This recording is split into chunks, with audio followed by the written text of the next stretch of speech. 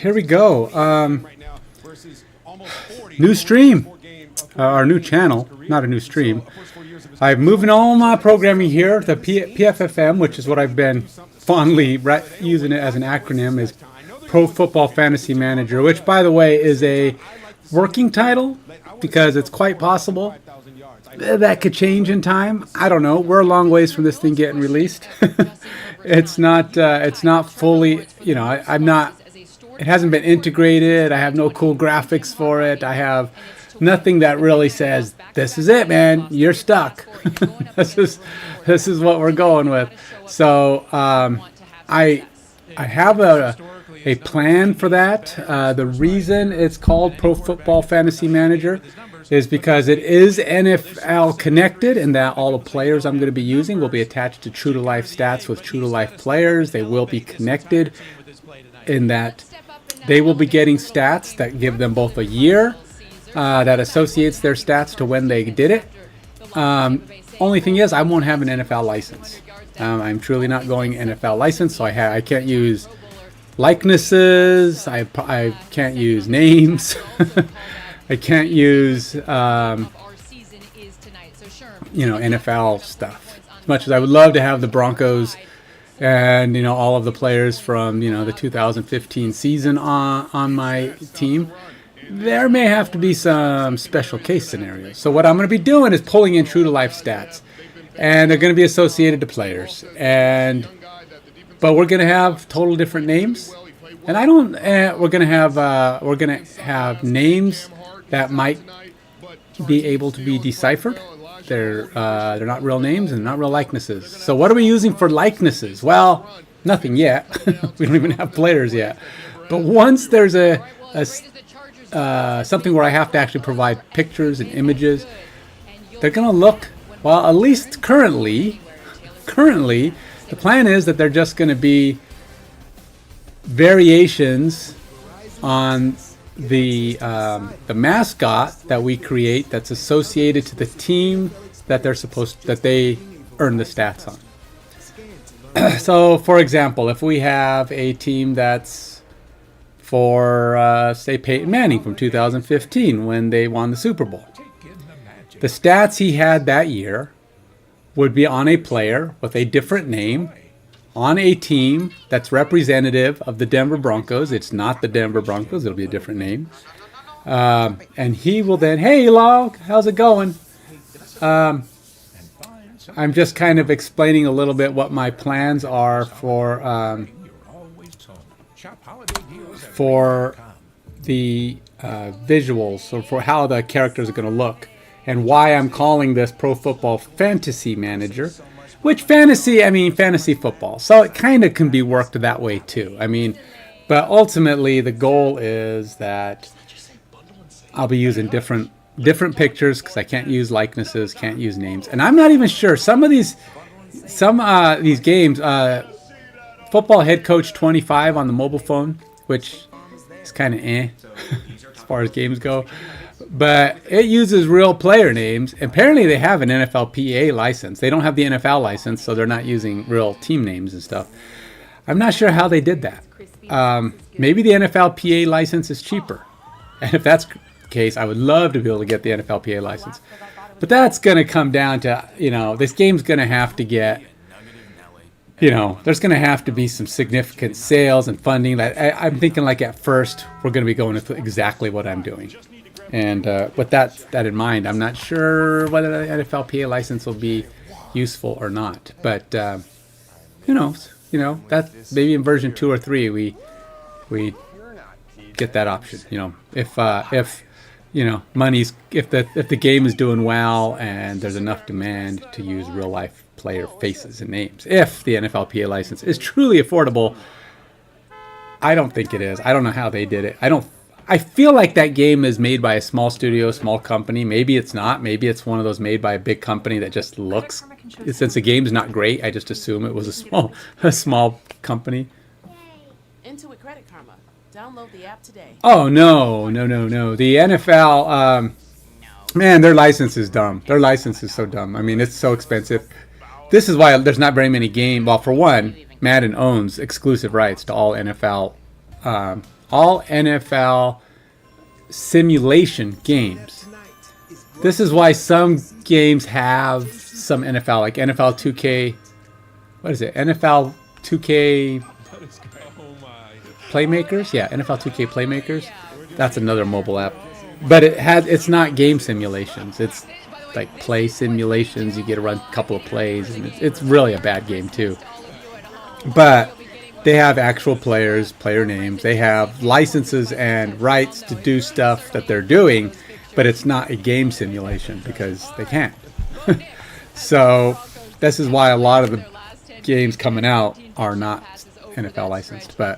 And I don't know. I don't even know that I'd ever want the NFL license. I think we can work around that. Like, for example, one of the things I can do, which I hope to do, is maybe one of the buy abilities would be that you could rename your team and your players. So once you figure out who the teams and the players are, you could just rename them because they will be associated to real players and real teams. So if you figure out which one's which, you could just rename them. And as long as the users are renaming them to whatever they want, I don't have to worry about it. I just can't sell it with those names and stuff. So it would be one of those, hey, you know, if somebody wants to come up with all the names and stuff, and maybe I'll even figure out a way to allow people to upload. I don't know, upload the correct names to their team. I can't store it because then I'd be selling them, but I could maybe, you know, allow people to upload them to their team names and have their own custom names. I don't know. It's I think it wouldn't be too difficult. But hey, Nintendo, how you doing, man? So you found me, huh? You found my new. I should be on the new channel. I am on the new channel, right? Because I did change my. I did change it, so I should be on there now. But maybe unless I didn't click it right and didn't set it right, maybe I didn't, but I should be. With the maturity, knowing that he can't do that, and I think he's going to be able to rebound from it tonight. Anyway, it does show it to me that it is.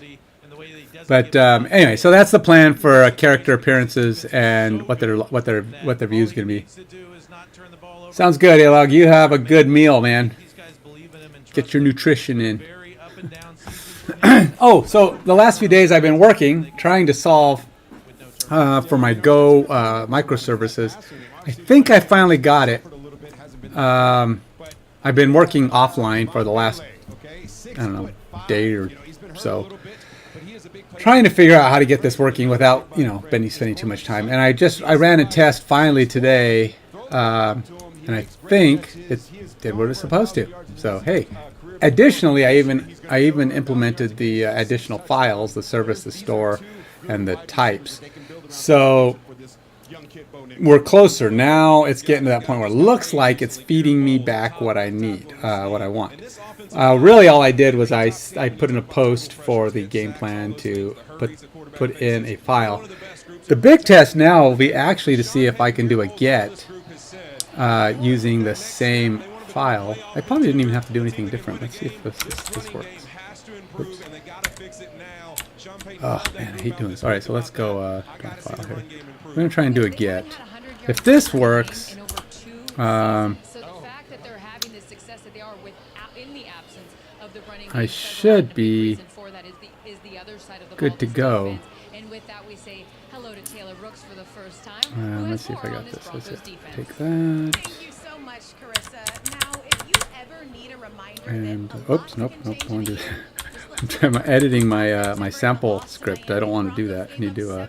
So basically, I have a post script here. I was editing that because it's way easier to copy and paste this because it's a big mess. So I'm gonna go over here and paste it over here. And we'll do a get. This one's going to be much simpler. Oops, gotta change it back to post. Been dealing with this since the beginning of the year, where people were really doubting us. And we will move this down. Just take all this out. They're taking on all that money from Russell. I don't think we very much worried about it. I just think this is going to be a rebuild, revamp year. So yeah, the Broncos are playing tonight, which of course is an important game for Denver. I don't know. You know, I don't. We'll see. I hope they can pull it off. That would be awesome. have a standard. They did lose to the Chargers the first time they played them this year. And just to play all together. All right, let's see if this works. If Zach is one of the I am best correct, interior in the league. this should load and return the game plan I previously loaded. So we're gonna find out. Game as tenacious. He's definitely a guy that It's possible I don't. This is the first time I've tried it. So I've been loving it. yeah, unknown description. Game plan not found for user 123. Honestly, Nick has been showing Well, this is supposed to be putting the user 123 into memory, so I would have thought I could retrieve it from memory. Unknown description equals game plan not found for user. Oh, do I need to put something else in? All right, let's see. Maybe I'm missing some parts to this. Game plan. Richardson pumps, looks left, throws a pass that is going to be intercepted at the 38-yard line. This ball picked off, and that is Pat Surtain. Yeah, Pat Surtain's, I think, the best in the league Game by plan, far. game plan, game plan. See, just user ID. I Yes, shouldn't too. need He's an anything absolute else. gamer, and Game plan. I describe myself as versatile. So I passed this in. A ball hawk. Too high, it's going to be intercepted at the goal line. Down the west sideline. With the full game plan, and that worked because I think that's what I'm getting here. So, that's huge. Yeah, I would definitely say we're all right. So let's see here. Feel like we're Anyway, so yeah, over the course of the last 24 hours, I stayed up like I worked on this for like 4 hours last night. I went at like starting about 7:30 or 8 o'clock.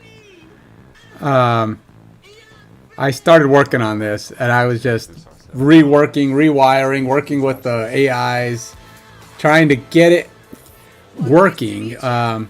And it wasn't until today, about a couple hours ago, when I finally got everything to fire up and do what they were supposed to do. So, yeah, that was quite the rewrite. A lot of rewriting, but it allowed me to implement all these files, because I just wanted to get everything in place. While I was doing it, I said, all right, fine, let's just get everything plugged in. I don't want to do any of this half-ass stuff. So I went ahead and made sure I got that going. So Off coverage, man-to-man coverage, press coverage, tackling. He checks off every box. And for this defense, he does everything. If you have a number one receiver and he's standing in front of him, don't expect him to have a big day. You want a big-time tight end? No, you're not okay, available. And he my son sent me a text. All right, he's an electrician, right? And he's in the union. He's hardcore union. He's gone hardcore union. He likes. I mean, I don't blame him, because he gets his job ends. They're almost everything electricians do is contract, right? You just do what the contract requires, and then they fire you or release you. They don't fire you, but hopefully they don't fire you. But essentially, you're just in the union, and then you just go back into the queue, and you're going to get another job. It's not like you ever have to really look for a job again. They're just going to keep bringing. All you have to do is say you're available, and your turn will come, and you just get another job. It's just always in order. So you always get a job. You're never without work, except for the situation that there just isn't any work to be had. But they're electricians. There's always work to be had. So it's just a matter of time till your turn on the queue comes up. So he decides to write me and go, hey, the next job you get, you should try to make sure you unionize them. Like, I don't know if I'm ready to start. Look, I just need to get work. In fact, I hope I don't even ever have to.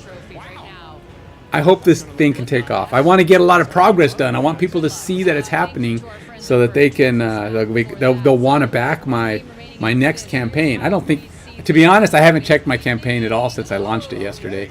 I'm thinking I'm at 0.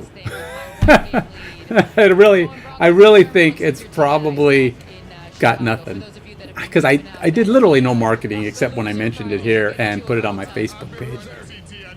And I've got, I don't have it. I'm not one of those people who likes and follows everybody out there. I just like and follow my, my friends and family. I've got maybe 100 friends and followers or whatever. And I told them, I said, look, this is my feeling about it. I'm not big on asking for money just for money's sake. My thought is, back it if you want it to happen. That's my thought. You don't need to, I mean, I understand, I appreciate generosity from people who want to just back because, hey man, I want to help you out. Which is great, I'll take that too, but I really want people to do it because they want to see the app succeed. That's my goal.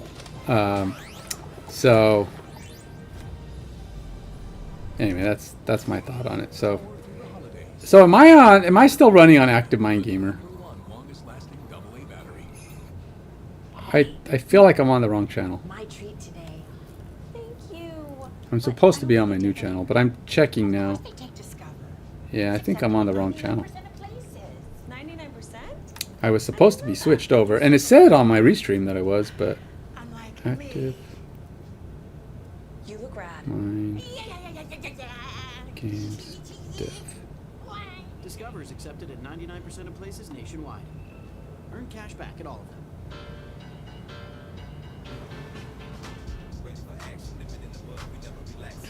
Oops, no. Wait.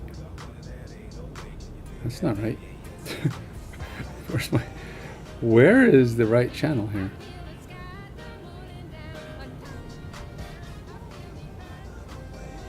Okay, so I am...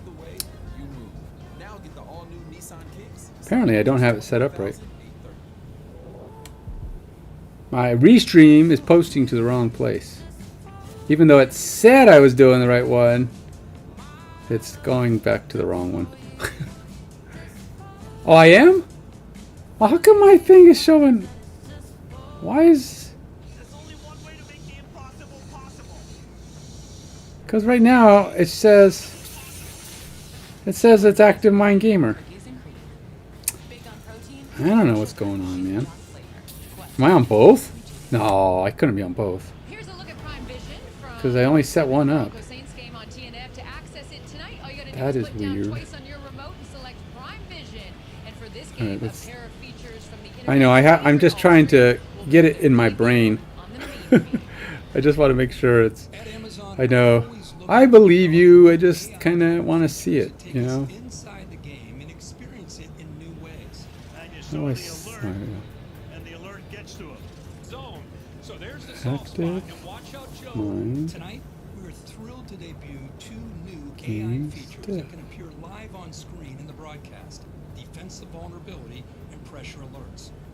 Defensive vulnerability analyzes the defensive and offensive formations, then displays on-screen boxes that identify weak spots on the field. Wide open, touchdown! Now, before big moments happen, together we can see exactly where the quarterback should be looking to make a game-changing throw. I don't know. I can't find me. I can't find me on Facebook. Spotlight defenders who are likely to pressure the quarterback. You'll see them the moment our AI model recognizes they're in position to affect the quarterback. Keep an eye out for these new features tonight. We hope to learn something new together and uncover another hidden part of the game. I love all these things. I mean, as a quarterback, there's a lot that goes on in your mind. There's a lot that's going on with every play. And for the viewer, this puts your eyes in the right place. I can't find me at all. I don't know what's going on.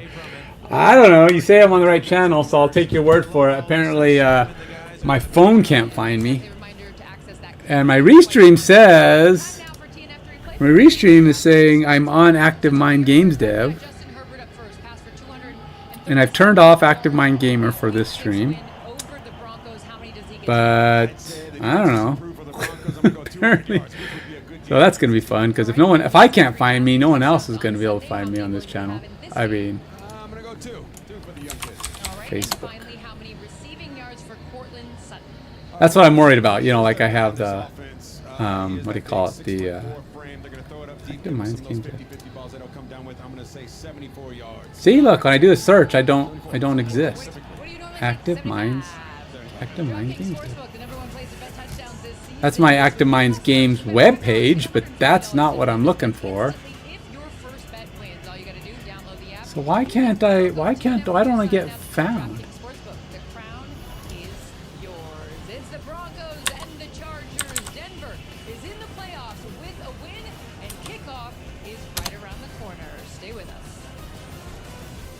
See? It's not there.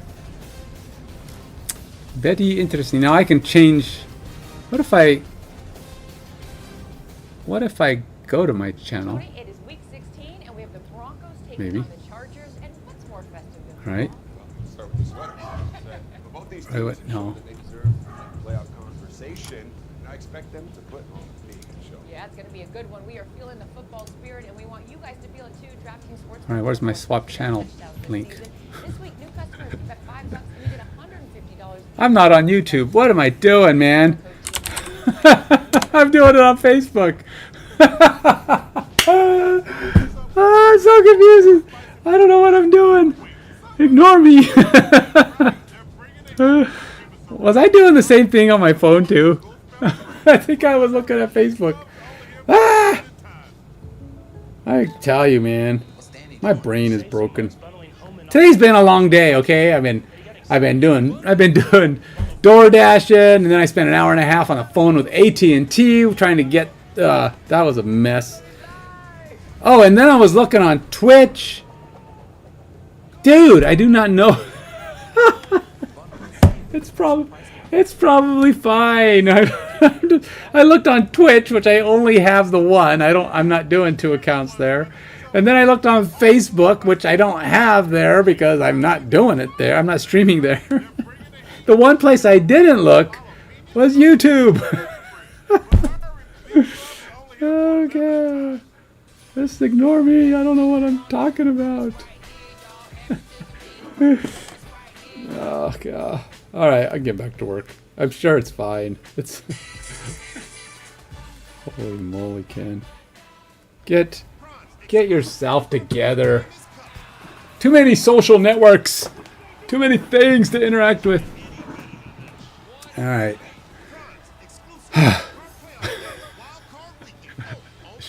There, nice luck. I'm alive and in progress.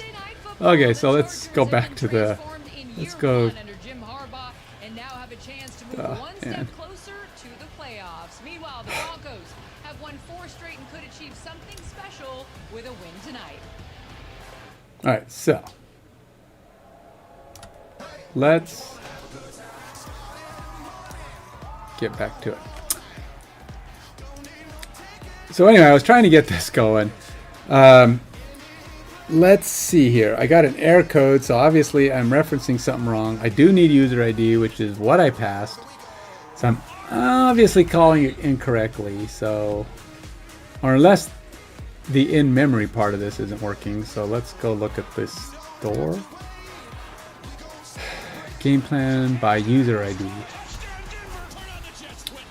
Game plan exists. Okay. So this is supposed to be going into memory. So when I created this one, oh, by the way, my computer has not crashed at all today. I mean, my monitors haven't crashed at all today because my video card has stayed connected. But just FYI, it hasn't crashed all day. So that means I'm due. So if all of a sudden I disconnect, know that I'll be back in about 2 minutes because I have to reset my monitors when that happens. Yeah, I'm still working on the fix.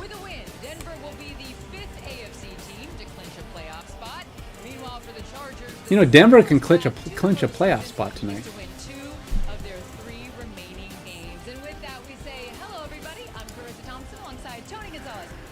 Let's see how bad they want it. Okay, so we'll go to main and get game plan, which is what's supposed to happen here. So when I call restore new service, register game plan. I'm still kind of working on my understanding fully of how these are calling. So I have this this create or update game plan, which is supposed to be the save, which by the way worked because that's what this returns supposedly. We returned created game plan. So this, I'm going to put a break there and see if this actually calls it when I call it. But we then I need to get the get game plan to fire. which retrieving game plan for user ID. So I did not get this retrieving, and I did not get this either. So maybe it didn't work. I mean, it didn't error, so I assumed it worked. And it's just supposed to reflect it back, which is what it did. Where's my output? Oh, here we go, output. Alright, try start language, running, start linting, finished running tool, debug console.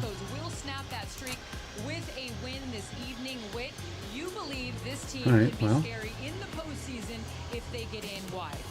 I think this team really is going to be built off this defense, and obviously head coach Sean Payton that's been there. But what's got to start tonight's the same thing. These two teams are saying the same messages in the locker room. We got to find a running game, because Bo Nix last week for the 4th time this season led this team in rushing, and they're 1-3 when he has to do that. Both teams, great defense, need to run the football, take pressure off the quarterback, and find a big play down the field. So there's my post. I don't know why I had 2 posts.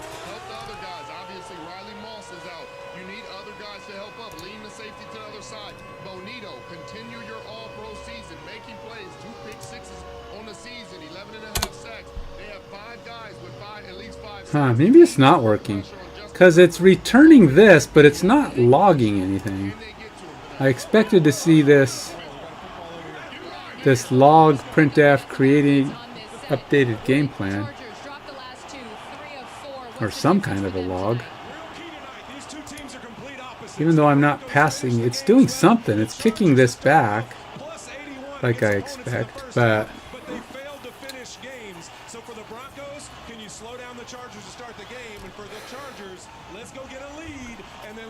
game plan. What do we got here? So we got. So if it's calling, all right. So I'm gonna have to go talk to my buddy. Get some understanding, Ken. Get some understanding. What's calling who's or what's a.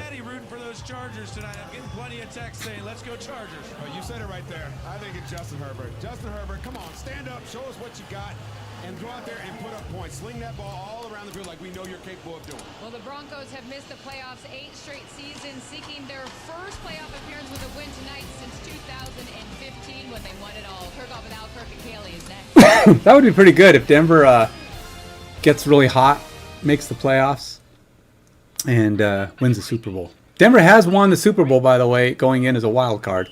Now, granted, they were like 13-3 that year, and they were a wild card because the division winner was 14-2. So there's that. But still, they got in as a wild card. I think they had the second best record in the AFC, but because they didn't win their division, they had to be a wild card. Nowadays, only one team gets a bye anyway, but. Yeah, and then Denver went in and beat everybody on the way. But you know, they could get hot.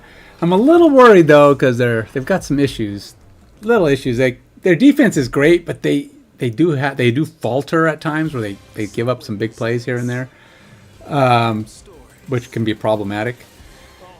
Bo Nix is pretty consistent most of the time, but he kind of falters too, and their running game has been kind of anemic lately. So yeah, they have some bugs, but to be honest, I don't think there's any really great team out there right now. I mean, I think there's some good teams, but I don't think there's any great team out there. I mean, not in the AFC. I don't feel like, the best teams are, the Buffalo Bills and probably Kansas City, probably. I think KC is beatable. They've been really cutting it close. I think their time's coming. Things are gonna start faltering. They're gonna start losing those close games, and it's gonna get ugly. They're gonna get knocked out. I think their days in the playoffs. I think this is it. It's gonna come back and get them. You watch. Hopefully it'll be Denver that's the one that finally gets them. I don't care if they don't beat them in the final game of the season. I just want them to beat them in the playoffs. As long as they ever gets into the playoffs, that's the key. Go for a new play. Okay, so all right, so I think I have to give this information back to ChatGPT, and I'm going to ask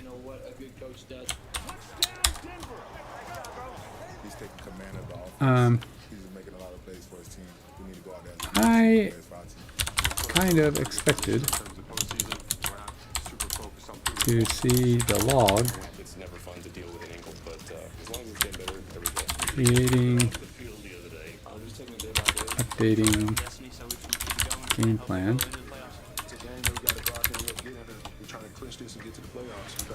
When I call this curl statement. Let's put the curl statement in.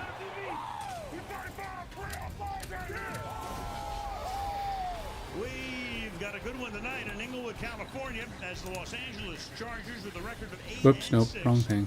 take the field One for note. the 5th straight year by Justin Herbert, and matched up tonight against the heralded rookie Bo Nix and the streaking Denver Broncos on Thursday Night Football. Al Michaels, Kirk Herbstreit, Kaylee Hartung. When the Broncos come in hot, they won 4 straight. They have won 6 of their last 8 games. They're on the cusp of clinching. However, the result seems to just be the echo of the values I send. I send in the JSON.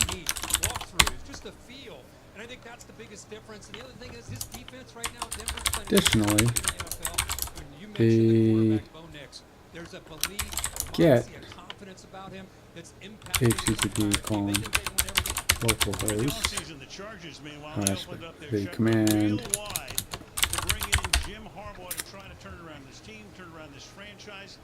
He's done it everywhere he's been.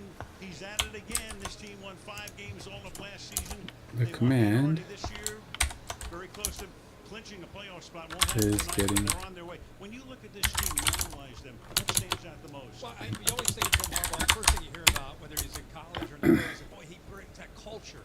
But what does that mean? I mean, it means, of course, physicality. It means resiliency. It means toughness. And I think this given all kinds of information to work with here. is this team going to do based on what happened last week?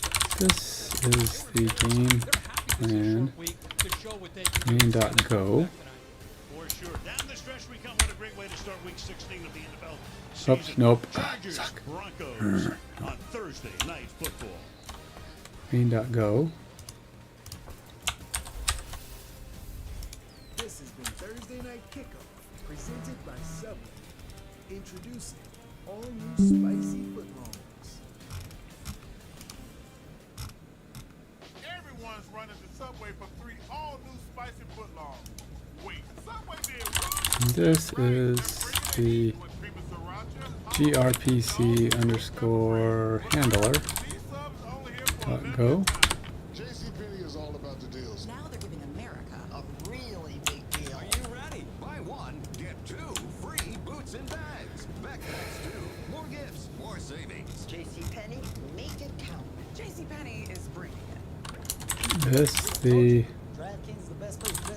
service.go. I have to give it all the files, unfortunately, because there's no way to, like, if it'd be nice if I could just point it to a directory and go, this is the files, go look at it. Tell me what's wrong. that would be so much easier. Go look at my GitHub, man. These files are broken. Alright, let's see what it says.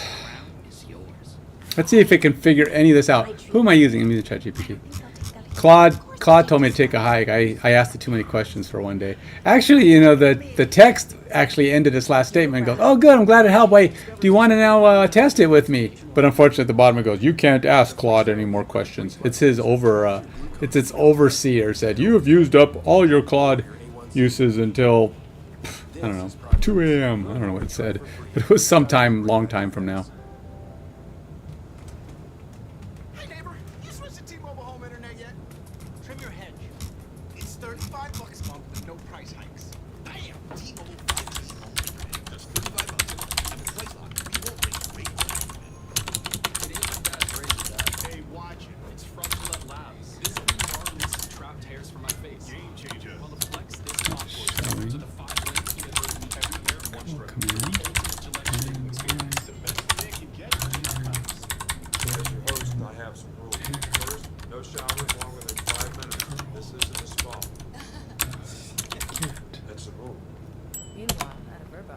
other vacation rentals make you share your turf with a host. Try one.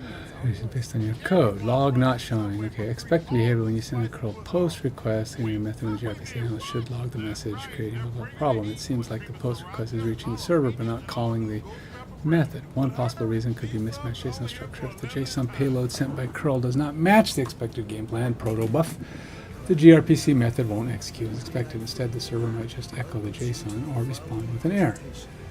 Ensure the JSON payload in your curl matches the game plan structure defined in your profile. Yeah, I'm pretty sure it does. Well, let's look at the GET request. Okay. Reason. Method in your store returns an error if the game plan is not found for a specific user ID. This indicates that either the post request to create an update didn't save the game plan to the in-memory game plans map. The user ID provided in the GET request does not match any existing key in the game plans map. Well, the post is supposed to be inserting the game plan to memory,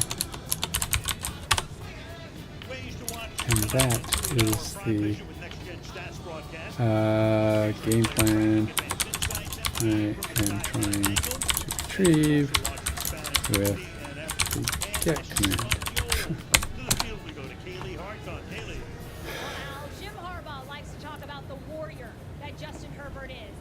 Alright, so not probably saving the game plan. The create game plan method in your store.go is responsible for adding the game plan to the in-memory game plans. Potentially, the post request is not triggering the create update game plan gRPC method correctly. The game plans the map might not be restoring the game plan because of a type mismatch or data not being properly deserialized. Fix. Add logs to debug the post request. Add logs in these locations to verify. Okay. Well, obviously, the first line doesn't work.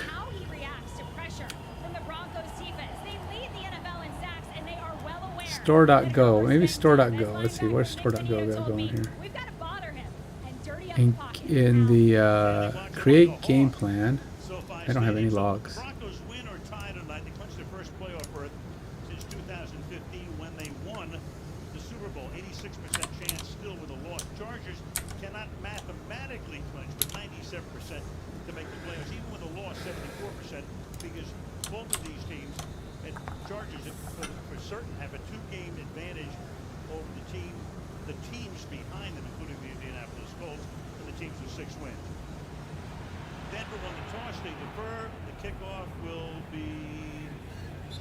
It's kind of interesting how teams almost always defer the kick. You know, they want to have second half first. I mean, I get it.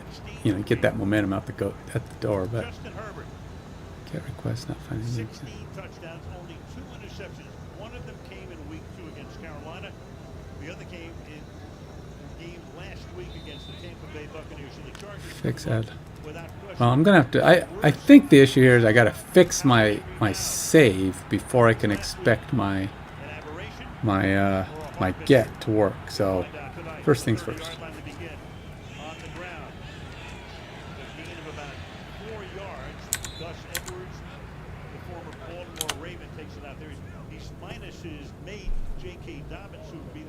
It's just me, or is it getting bigger? Oh no, it's not. Just me. Never mind. Just wrapping more. Wrapping more because I made my screen skinny. All right, so it's not. It's triggering. It's doing something. The question is, what is it doing, and where is it doing it at? Can I break anything here? Am I allowed to? Oh, you know what? I think I may have to. I added those things. Let's go. Let's go to my game plan. Dude, what is all that?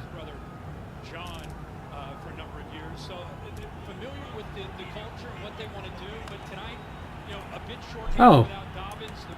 Oh, this is triggering.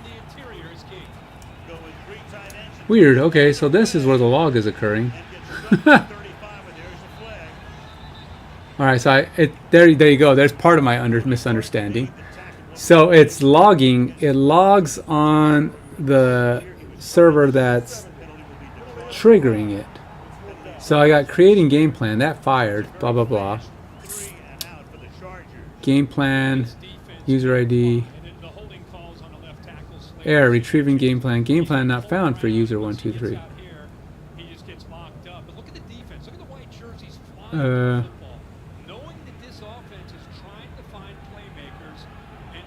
Creating game plan user 123. Okay, so it's doing that. It's probably creating some random ID now. Okay, so hey, Denver's got the ball back. Well, they stopped him. Yes, that's one thing. Now they just got to go see if Mr. Bo Nix can do something on the first drive of the game. Yes, I have the game going. You know, sue me. I have to keep it quiet though, because who knows, Twitch or YouTube might go, hey, you can't be listening to that while you're streaming. All right, so now I understand. The log parts happen at the location that the server's running. So that's helpful. Could have told me that there, ChatGPT, then I would have known what I was looking for. So we went in there. It said it was saving.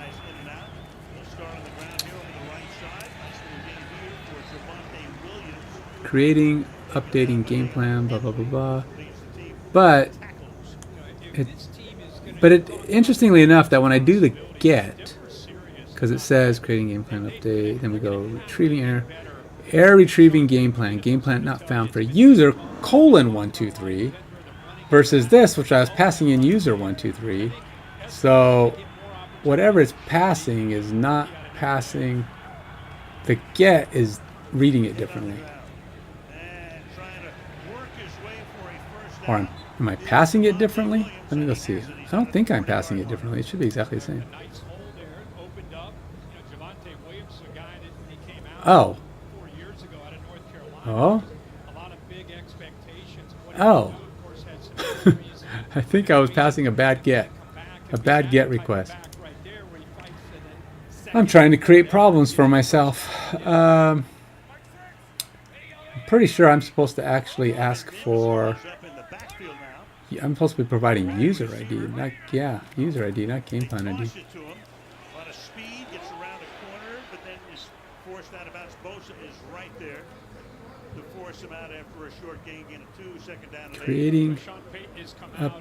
Creating/updating game plan ID, game plan 123, user ID. But then when I go down here and I say retrieving game plan for user ID 123. But there is no user ID 123. There's user ID user 123.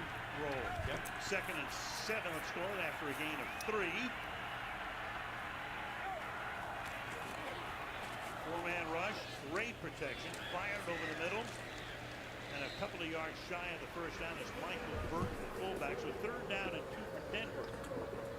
Nice decision, a simple decision, you would think, by the rookie quarterback, but so let's try passing this with a valid request, because it's not supposed to be game plan, it's supposed to be user ID, and it's supposed to be user 123.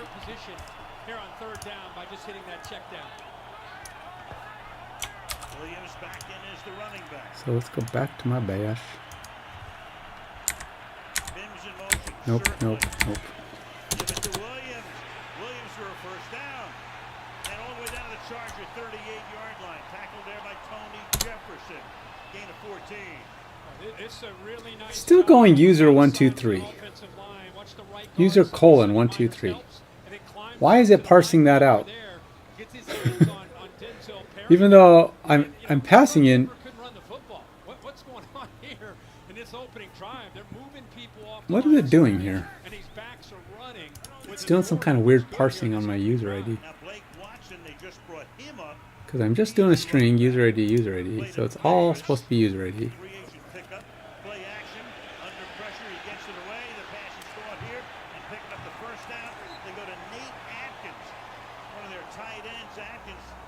Touchdown last week. So Hey, they're driving. They're driving. All right, so why is it? All right, let's go to look at the store. Is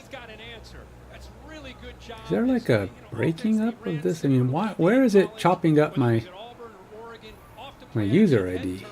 Not surprised by Derwin James there getting into his face in a hurry. Now the new running back is Audric Estime, a rookie out of Notre Dame. Give it to him. Little hesitation. So you have Williams, you have Estime, you've got Watson. Okay.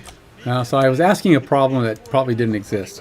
So They're searching. You got to give them a lot of credit. Jesse Minter has had a lot of success with this Chargers defense. They've had some injuries. Like why is this saying especially on the back end.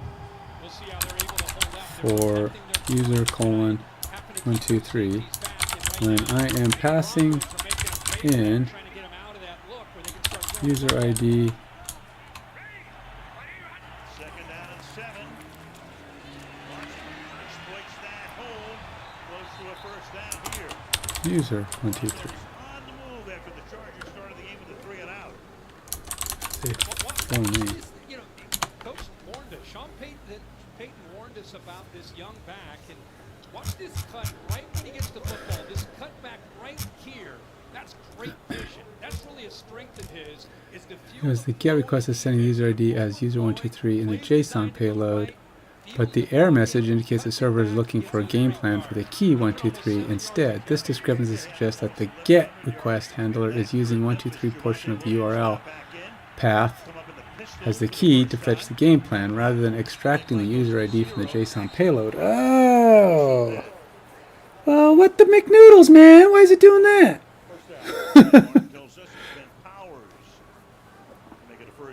What's it doing that for? I guess that actually makes sense. Why wouldn't you? That seems like an easier way to do it, right?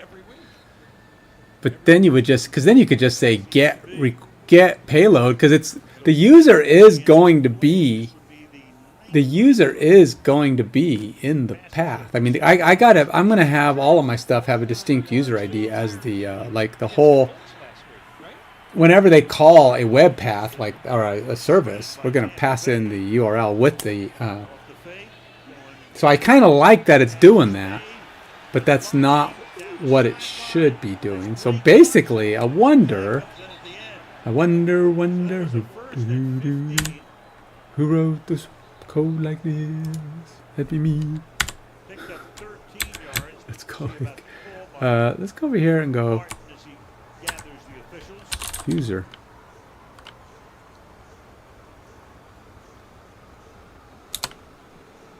Hey, look at that. It worked. Which actually tells me that I almost prefer that. Like, I could probably even do this. I wonder if I even need to. Oh. Cool. Actually, I think I like the grabbing it from the URL better, because that is how I will likely be sending the request.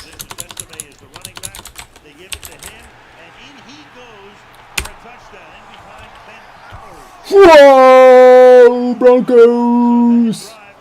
First drive, we've already gone for a touchdown. Yes. That took all of 7.5 minutes, half a quarter. I mean, granted, part of that was kicking San Diego off the field, but well, running play right up the middle. Yeah. All right, I know, I'm distracted. We'll keep moving. That's one score. I know we've got 3 quarters and a half to go. But hey, Denver lately has been kind of slipping up in the early game. So if they could get it going early and just run it down. Do I even need to pass the -d JSON if I am doing it that way? A new deal every weekend. America, come on! ready? It's a really big deal. Buy one, get two free boots and bags. Backpacks too. More gifts, more savings. Wow, that is a really big deal. JCPenney, make it count. JCPenney is bringing. Oh, look, it's ignoring that line anyway. It's like it's not even required. Sweet. That is so much better. I think it just looks better. It's cleaner. The call will be nicer. I like it. I like it a lot. Okay, so now I have successfully saved it to memory and called it back. Now, granted, that's not ideal. We're going to have to eventually. The next step is going to be attaching this to, to the database, which is going to be a Mongo database. Once I have a Mongo database going, and I've got things kind of going back and forth between that, I've got the next problem. I got to get this on a host. That is kind of key element of what's got to be going on, and I'm hesitant because I don't know, because that's a huge step. It's a huge step because if I go with Azure, I've got an issue. Now, somebody, who was it that was here the other day, was suggesting, I can't forget, he was suggesting that I use some other hosting service. And I looked it up. I actually looked for, best, like, all right, like, what are the best options for hosting a microservices application such as Go,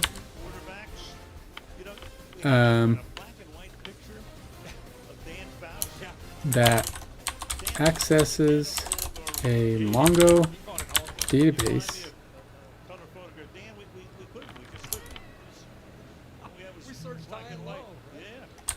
during the development phase of a mobile application.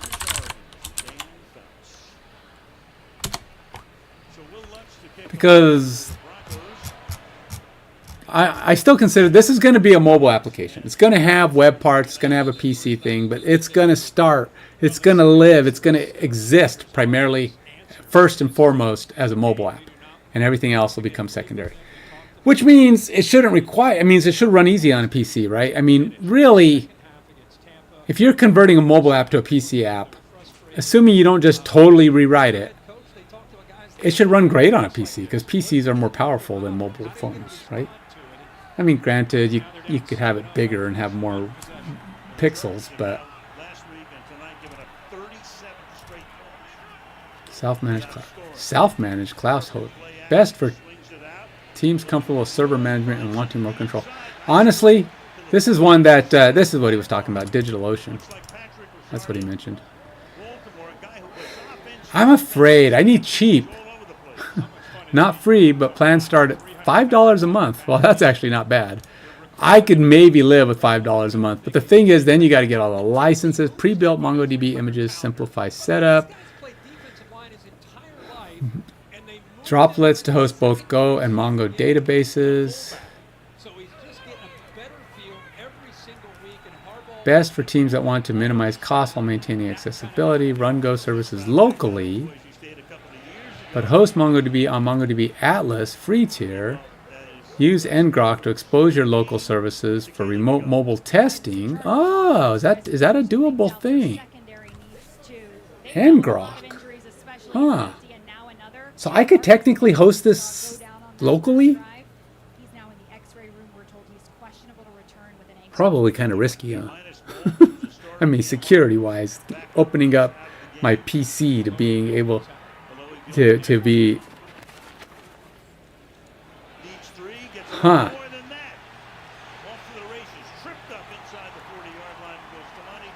Uh-oh, Chargers are driving.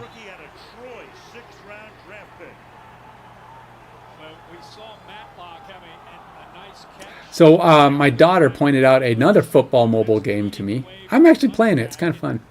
It's not, it's not this. And it's not, in fact, it's not it's kind of like this, except way more or less, way more or less, way more or less, way significantly less of what I plan to put in. But it has some of the features I have in mind that are on my checklist of things. I don't know if I'd implement them quite like it's doing. I don't even know that I would. Yeah, I don't know that I would do it the same way. It did give me some ideas of things that maybe could be used, you know, just kind of borrowing ideas. But ultimately, it's called retro football. I think I mentioned it yesterday. I don't know if you were here or whoever's here now. I don't know if you heard me talking about it on my other streams.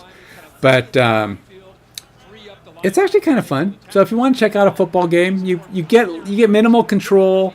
You know, you're throwing passes a lot, and you don't do any defense. You're controlling for the passes, and the runs are pretty basic. You try to swipe up and down to do some side steps. It's pretty basic control, but it's a career thing. It is kind of challenging. Has some challenging stuff, especially as you're trying to learn and make those play calls, and you really do gotta, learn to make a quick. You feel a little bit like you're controlling the quarterback. It's very basic. So that's good because I'm not big on the player control anyway, but it is kind of fun, and you don't have to. You can just sim it, but there's not enough meat in the game control for a simulation. Really, there's no play calling, there's no nothing. You just sim it, and then it looks. I guess it considers your players. No, gosh, dang it! Come on, guys. There's a flag. It's on offense. Holding, right? Holding offense.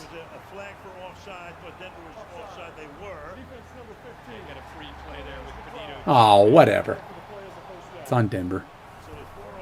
Chumps.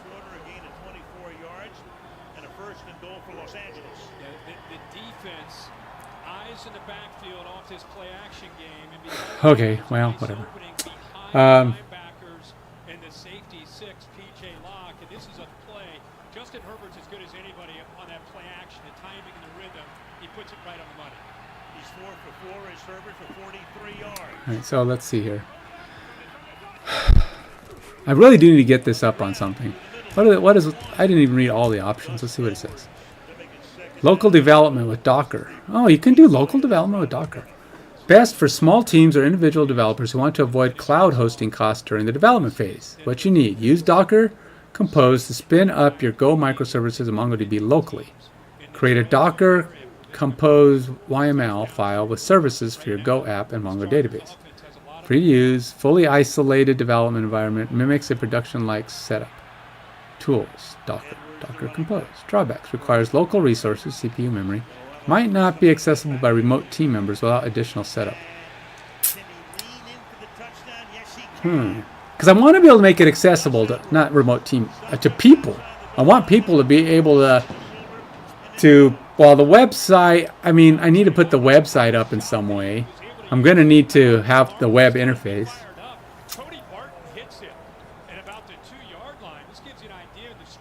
Did they go in?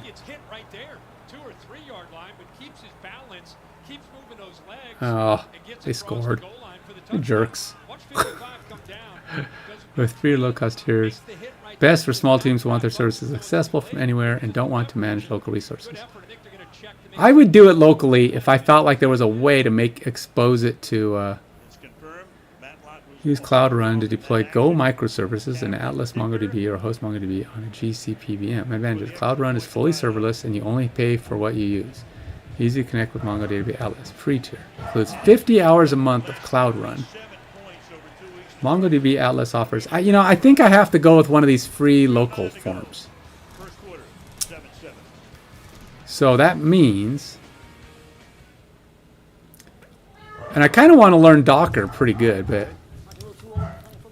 So... I like the idea of Docker. He mentioned the guy who was here before. What is his name? Do you remember? You were here when he was here. Can't remember his name right now. It started with a T, I think. I don't know why I'm thinking T. But he was also from YouTube. And he was saying, he was making suggestions. And Docker, and he mentioned the other one that this one also mentioned, which was DigitalOcean. But I'm DigitalOcean might be my only option because not free, but plans are cheap. That might be good. I may have to do that. So I like the idea of Docker running my application locally. How would I expose that to, say, well, how would I expose that to a mobile test application? Or smoke, huh? That sounds delicious. make a web UI accessible to outside testers so they could hit For savings and service, the application running on my local system. NFL holiday remix on Netflix with a hometown halftime show. Testers and mobile apps, you have a few options depending on your needs. Here's how you can make your application. Expose Docker containers to your local network. This allows devices in your local network to access your application. Your mobile phone or testers connected to the same Wi-Fi. Oh, see, that's the thing. I don't want to be on the same Wi-Fi. I want them to be able to come in from the outside. Run Docker with publish port. When running your Docker container, this works only for devices on the same local network. No access for testers outside your network unless you configure advanced network settings, port forwarding on your router. ngrok is a tool that creates secure tunnel to your local machine, making it accessible via public URL. Install ngrok. Download and install ngrok from ngrok. Expose your application. Run ngrok. See, this is going to be so much better. So much better. For one, it'll be cheaper. Two, I can just do my work, not worry about the deployment phase yet. I can deal with that later. And I can have, like, everything exposed to anybody who wants to try it, test it. Or to not anybody. I'm not going to let anybody, because I think that's a good reward for anybody who's backing me in some way. And it doesn't have to be on Indiegogo, but I'm just saying it's because I need to have some kind of motivation, you know, because they're doing something that's helping me out. So I feel like they would be the first choice of testers to apply. How are we doing here? Man, we're almost halftime already, and it's 7-7. Hasn't been. These guys are taking some long drives. Oh, wait, no, never mind. It's not halftime. That's the quarter. That's first quarter. So yeah, we got some time. What down is it? 2nd and 9. I know, I'm distracted again. Oh, bad throw. You had him, man. You threw it too low. What the heck? Come on, guy. Come on, Bo. Let's get that ball up in the air. Hit your man in the numbers.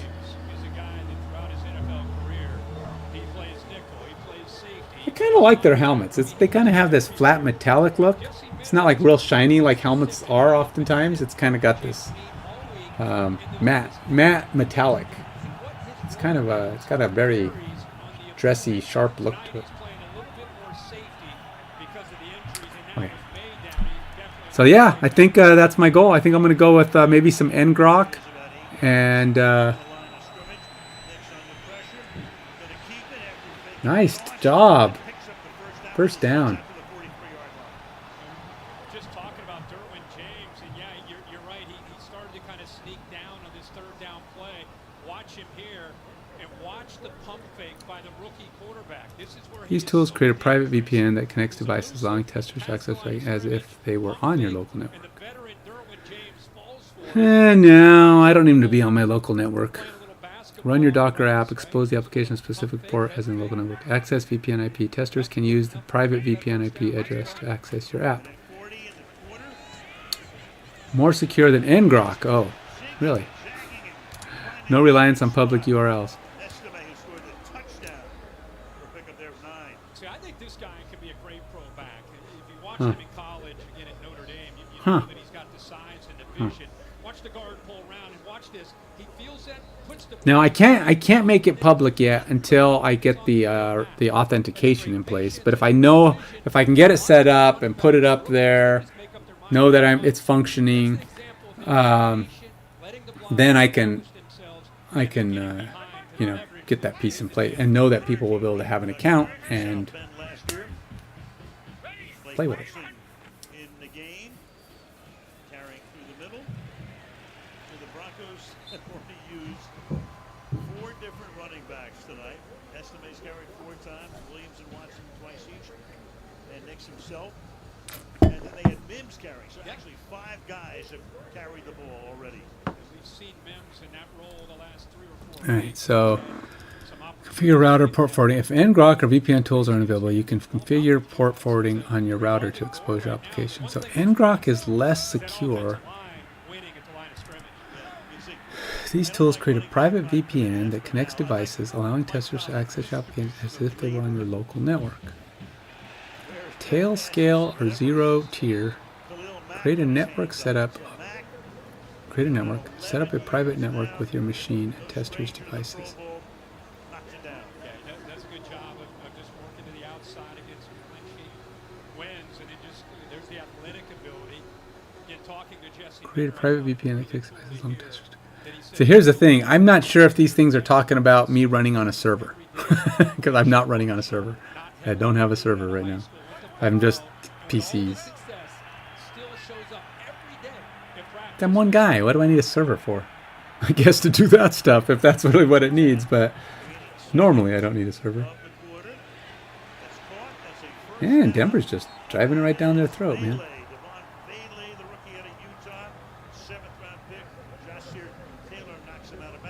All right, first quarter's over. Denver's pushing. Heavy could.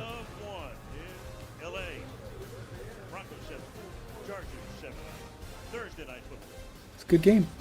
Good game for the first quarter. Why am I so hungry? Deploy locally to cloud service with free tiers. What are you talking about? Comparison of options. Yeah. So I just scored, feed me more. Refrigerator Perry was not Yeah. his real name. I don't think football's trying to sell you food. Oh, really? And what are you eating? Huh. Tail scale. Tail scale, that might be the best way. Tail scale zero tier. I don't know how those work. I'll have to do some reading on those, but I'm liking it. I'm liking the options. Use ngrok for simplicity and secure global access. If security is a concern, use tail scale or zero tier for private testing. Let me know if you like specific. Yeah, I do, but I don't know if I do at the moment. I do need to set these up, but I need to continue progressing. So this is kind of how I'm going to go about it. It's either going to be ngrok or tail scale zero tier, which I'm not sure what. I have to read about them. I have to go look them up, see what they exactly do, so I know a little bit more. In fact, they probably have, because I'm going to need. I'm going to need to know like how I can give people access. There's a couple ways I can do this, right? There's one, I can just give specific people access. Like, here's your code, here's your login, go to it. Now, granted, they're not going to be able to do much, right? Because right now there's not much. But in time, things will start becoming available. They can go test it out when they want to. You know, the earlier you give it to them, the earlier things are going to look crappy. Going to be broken. Because even when they're working, they're going to break all the time, right? Because I'm going to keep doing new things and I'm going to keep breaking stuff because that's how it goes. Especially early on, things don't start gaining any real stability. The other advantage to actually deploying it, of course, is you have a production environment. Because even during testing, you want to be able to deploy it to a production setup, so that you know what they're seeing is what last worked. They're not necessarily getting what you're working on. Homes.com. We've done your homework. Can I save this? How do I save this? What is this thing down here? View tools, share, customization, upgrade. I want to save this last bit.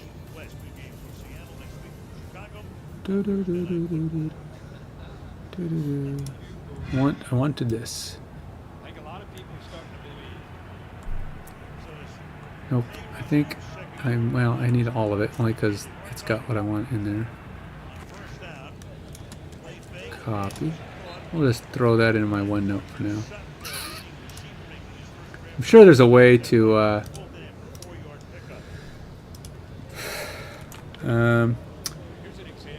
public exposure. I was gonna write public exposure. Probably not the best terminology. Let's see. Application test availability options.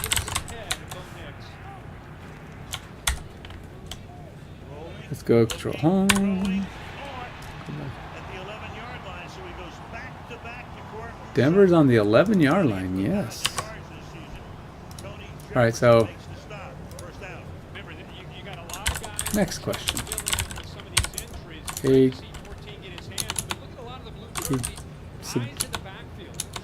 any suggestions on how I might separate my development work from my testable?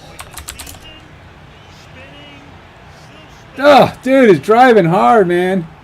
2-yard line. Denver's working hard to get in there. They're just stuffing it down San Diego's throat.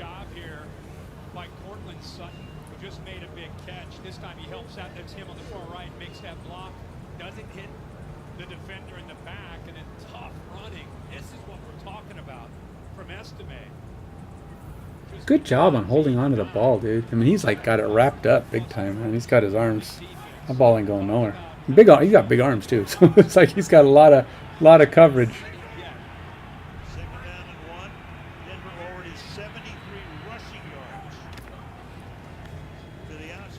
Oh! Did he get the first?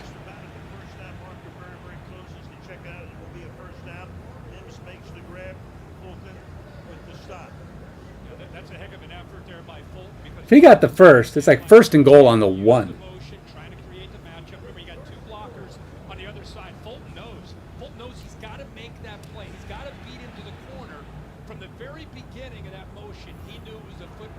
Yep, 1st and goal from the 1. Yes. Put it on him, man. Put the screws to him. Just hold on to the ball. Nothing goofy like turnovers or anything nonsensical like that. There it is. Nice drive, man. Two good drives. In fact, Denver's had the ball twice and drove all the way down the field, which means they're not relying on their defense to give them this great field position. Last week they won because their defense did all the work, and they just kept giving them good field position until they finally did something with it. This time they're basically just getting the ball and stuffing it down their throat.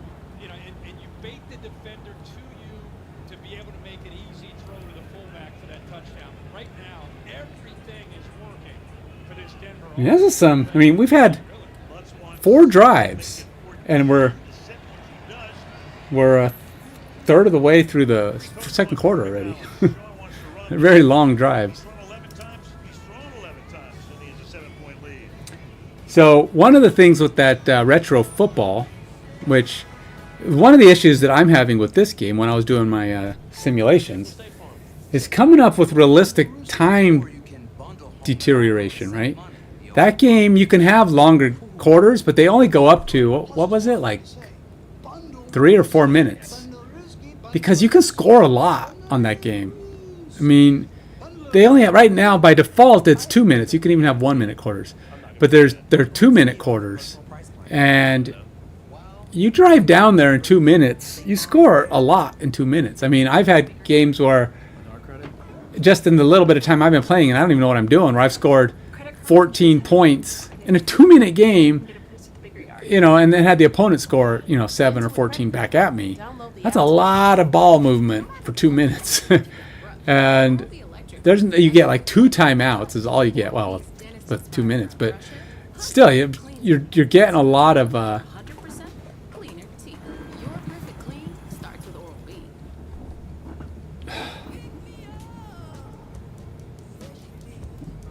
My brain is running on this app here, so I'm going back and forth between being distracted by football and other forms, and my game, which is football in its form. Okay, so one of the things I'm trying to figure out, and that's what my next question is supposed to be, is how do I expose, like, separate my development from the testable application. So in other words, kind of a local dev production kind of thing.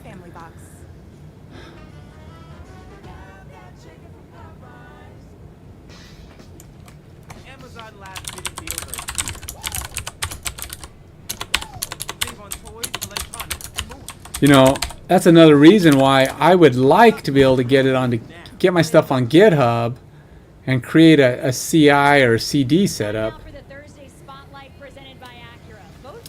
Because I'm really just winding this up in my mind.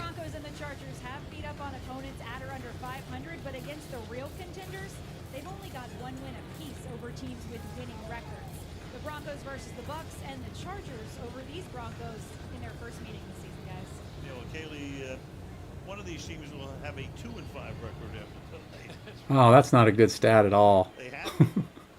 Denver's 1-5 against teams that are over 500. Even, well, if they win tonight, they'll be 2-6 or 2-5.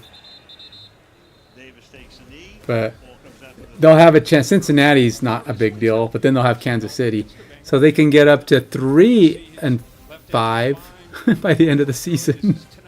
That's not great. Hey, it doesn't matter. You get to the playoffs, they're all over 500. They get to prove themselves at that point.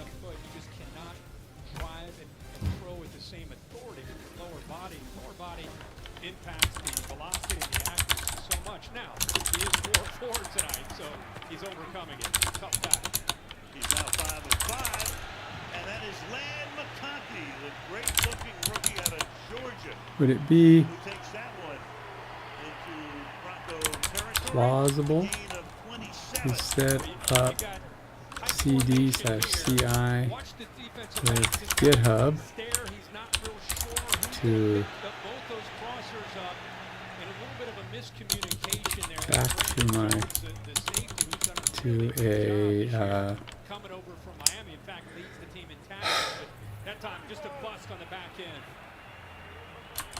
alternate location on my local system?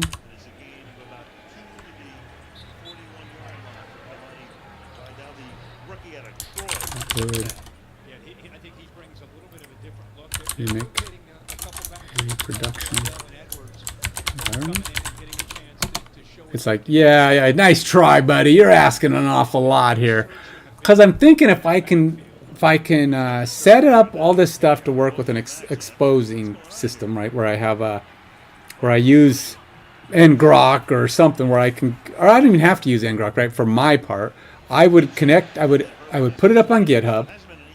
GitHub would then run CI, continuous integration methods and functions that would call back to my alternate location on my system using these N-tier, whatever they call them. I'm blending names. Yeah. Dude, are they already driving back? Freaking A, man. Come on, Denver. Put the clamps down. You're supposed to be a good defense. You run over their offense, their defense. You don't turn around and get ran over. Nobody picks him up. The reason you saw tempo, that's to prevent the Broncos from getting their nickel or their dime package in. So they had to stick with their best defense. So annoying. That's an advantage for the Chargers and a good job. One of these teams got locked down, and I'm hoping Denver does. Denver usually locks down really good in the second half, but we're not there yet. If we could lock down, force them to a field goal, then they at least have the lead. And then if they could drive down again, score 21, then they'll have a lead with some significance. But they gotta put the clamps on. During the development phase of a mobile application with a Go-based Microsoft architecture, access the best hosting options depend on your budget, scale, the requirements. What are some of the hosting options for this scenario? Local development with Docker, best for small teams. I think, did it just go into feeding? Oh, I just, it's not answering my question.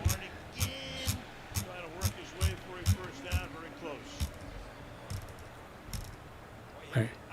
Separating your development environment from a testable application on your local machine can be achieved through careful use of containers, virtual machines, or even local directories. Additionally, setting up CI/CD to an alternate location on your system is possible and can simulate a production-like environment. Here's how. Yes! Yes, it's possible! That's what I'm going to try. Boy, okay, so by the way, I spent probably a couple of days working out on Azure CI/CD from GitHub as part of my Azure training. That's my exposure to it. That's it. I have done CI/CD using release. Impressive. That's just anticipating the snap count. Good job of dealing with that jumbo look. Look at the size. And here's Allen right here. He just got off the ball a lot quicker than everybody else. Stuff. Yes. 4-yard loss at least. I was hoping it was a sack, but I'll take it. Dude, they just got in there and wrecked him, man.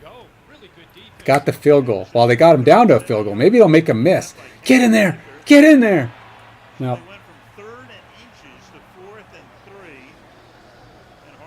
They were 3rd and inches, 4th and 3, made him kick the field goal. Nice. All right. So now Denver's got the lead and the ball. Rather than get the lead, give it to them, and then they catch up. So now if Denver can just drive, do something with the ball 3rd time, yeah, we'll be in good shape. At least, you know, for first half. Okay, so we're gonna have. So yeah, let's get. That's the plan. I'm liking it. I'm liking it. I'm gonna do this. Separating development from a test. I'm gonna use Docker test environment for the stable testable version. Build this testable app image with that. You can run both simultaneously. Oh yeah. Oh yeah. Testers can access the testable app while you work on development. Oh, this is sounding so good. So good. This is what I want. Tools like Vagrant or VirtualBox allow you to create isolated virtual environments for developing and testing. You can configure a VM for testing with specific OS, Dockerized app, and database setup while keeping development on your local machine. I'm thinking I'm going to go with this first option. I really like that first option. I need to get familiar with Docker anyway, because I think Docker is going to be my my tool of choice for how my application is going to handle its microservices. So Docker's my my solution. Now I don't know who's going to get my deployment business, my production environments at that point, but that can be now down the road. And if I can just do this on my local machine, making that exposed, that's going to make the cost, well, as minimal as possible, right? Because I'm going to have all this stuff just running on my local machine. Thus, having the options to just get everything going, deploy here, run there. I'm going to have to do some serious backing up, making sure we don't lose anything. What nasty things can happen when you're doing all this stuff on your local machine? But hopefully I'll be able to get that stuff up and running. And I think that means I'll be able to do it a lot quicker, because I don't have to worry about getting it up and running on web services. I don't have to worry about them charging me money all the time.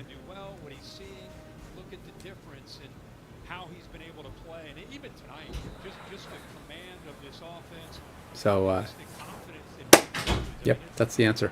So I'm going to go with this. You can automate deployment production-like build to another location on your local system. Here's a plausible setup. Set up local production environment.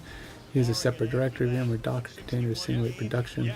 Configure to run a stable build of your app. Create a CI/CD pipeline with GitHub Actions. GitHub Actions can automate building and deploying your app to this location. Yeah, set up a self-hosted GitHub runner. Wow, can I do that? Install a self-hosted runner on your local machine. Link it to your repository. Trigger the workflow. Main branch, the workflow will build and deploy the app to your local production-like environment. Oh, this is it, man. This is my monitor and test. Testers can hit those things. Additional tips for development testing operation. Yep, that's gonna be good. That's gonna be good. That's gonna be my. I think that's gonna be my solution. Let's go back up here. He felt he was more mature than most rookies. Sutton's been a captain in Denver for 4 years. Go here. Local CI CD to sudo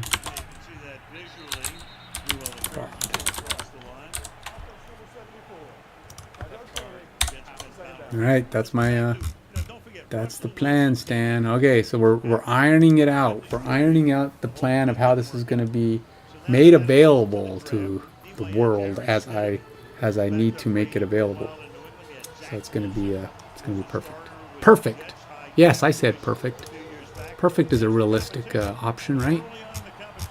Always strive to achieve perfection. Then if you're off, you're still pretty good. If you achieve for pretty good, then you could end up being like so many of these apps that are already out there. Okay. We will.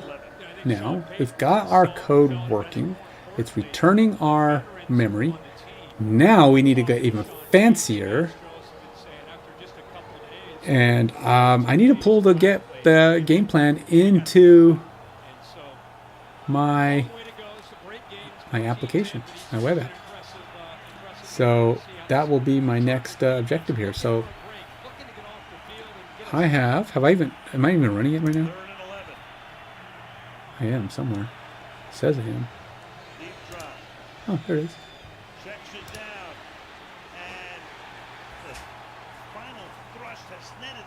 Denver's first down again. Boy, they are just running over them. They just need to not let them run over them back.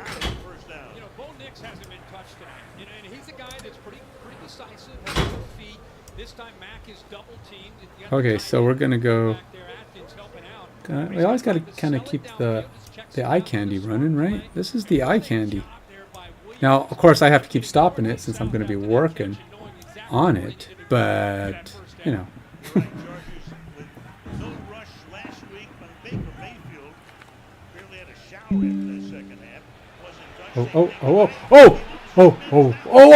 Oh, keep going. Go. Pull him out of bounds. He got to the 5. First and goal. The guy was pulling at his shirt and trying to get him out of bounds, and he managed to pull him off to the side. That's all he did. He just pulled his shirt. He didn't even get a hold of him. It's like he's making everybody. It's like, I got your towel. I don't know what he grabbed, like his undershirt. I don't know what he grabbed, like his Under Armour. Because he didn't even grab his jersey. I don't know what he grabbed. Something flopping out of the back of his shirt and pulled him off to the side. Right through his hands. A little high, but still should have caught that.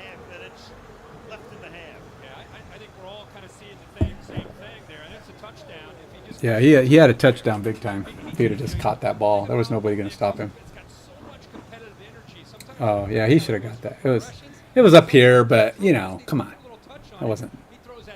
It is hard to get your arms up, though. Gotta admit, when you're playing football, I used to be a receiver in school for when I used to play football. I was also a corner at another point. Oh, there it is. Touchdown. 3 drives, 3 touchdowns. Yes. That's the way. I like it. We got to beat this team, man. We got to beat this team. Locked in playoffs, first time since they won the Super Bowl. So that means 2 consecutive times to the playoffs they win the Super Bowl. That's pretty good. Now, granted, there was 8 years in between, 9 years. Yeah, hey, I said it. They get to the playoffs, they're winning the Super Bowl. I said it. Prove me. Whoops. I better drink this.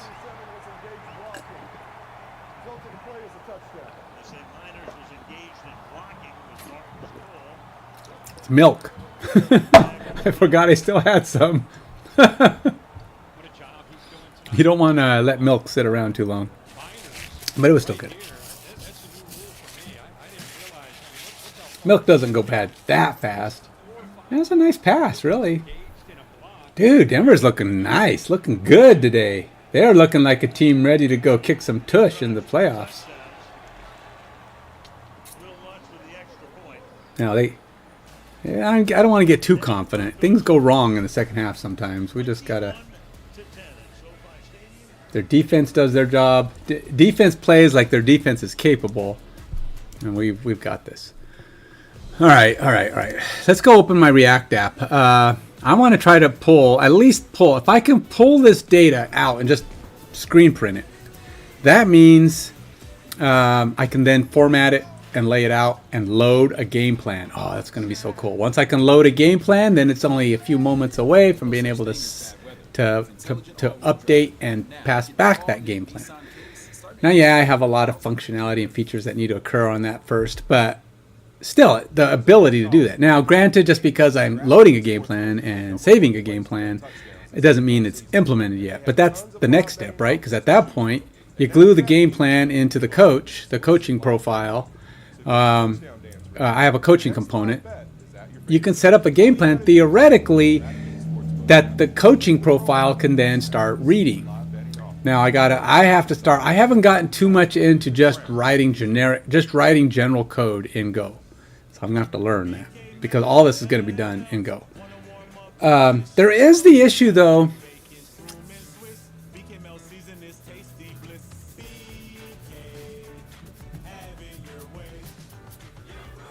Y'all see this? Patrick Mahomes is saying goodbye. People was tripping. Where are you going? He was actually saying goodbye to his old phone. I'm switching to the amazing new iPhone 16 Pro at T. It's the first iPhone built for Apple. Okay, here's what I'm thinking. I gotta let out what my brain is conceiving while in my silent modes. When you see my face doing this, that usually means I'm at a point of I'm solving a problem in my head. So what needs to happen next is I'm trying to figure out the offline portion. See, you got to plan for everything, right? I do expect and plan and want an offline capability on this app, which means some of the functionality's got to be duplicated both on the mobile phone or mobile location as well as on your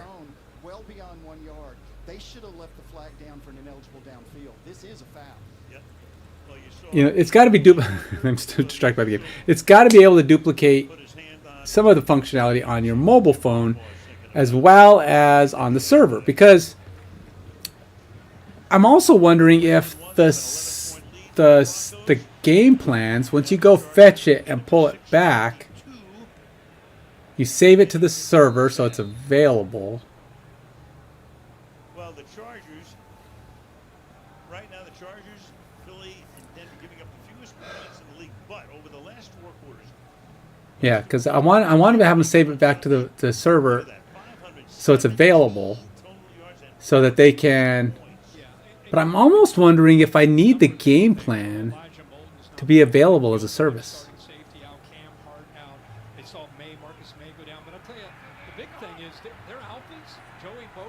I got to figure out the flow of the application. I mean, fully on how, because, all right, so you create a game plan. The simulation has to be able to access your game plan. So but your ability to edit, create, and save your game plan might not be required anywhere else. Why would you need to interact with the server for that? Other than it would need to save it, you know, consistently save it, just so that you don't, you know, if something goes wrong with your app, it's saved. You know, your phone dies or whatever, and you need to get a new phone. Well, you want to be able to log back in and get your stuff back. But I'm just wondering if, like, a lot of the logic needs to actually be, the editing logic needs to exist on the server. Why would it need to exist on the server? It's going to perform better on your phone.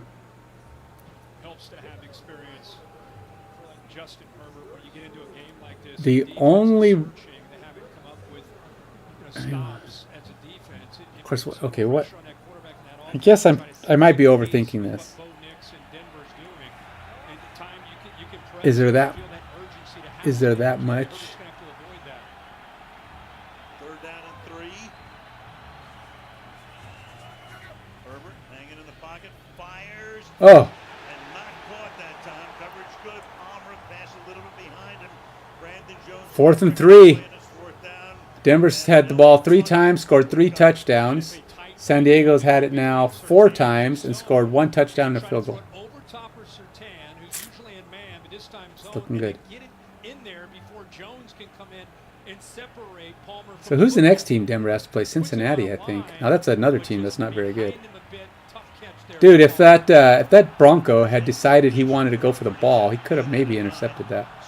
But he went for, you know, stopping it from being caught.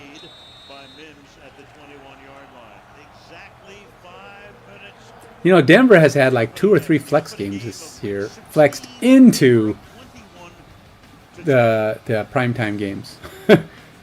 They've never ever, you know, this is the first time in history they flexed a Sunday game to a Thursday. They've never done that before. So Denver was the first recipient of a flex into primetime on a Thursday. Have a good year. Keep it up, guys. They're actually getting me all psyched. You know, over the last several years, I've been, I can't stand it. Turn it off. I've just seen too many losses lately. I can't handle it. So I turn it off, and then I find out later they won. And I'm like, okay. I start watching another game. Oh, they're collapsing again. No, I can't do it. Turn it off. And they win. It's like, okay. It's like, all right, maybe they're for real. And I'm starting to believe. And I'm trying to temper my belief because I don't want to get sucked in. But I'm really starting to think they might be for real this year. I mean, they're making the playoffs. That's already a big thing, right? If they win this game, they're in. But then we'll see, you know. How are they going to finish the season out? Are they going to... The thing is, they want to try to move up, right? So they play a little bit weaker teams in the wild card. So this way they don't have to worry about the really strong teams until they get... But they have to move up into the top half of the wild card. You know, they need to be number 3 or number 4 at least. Number 4 will play number 3 because number 1 plays. No, number 1 plays number 5 because 6 teams make it, I think.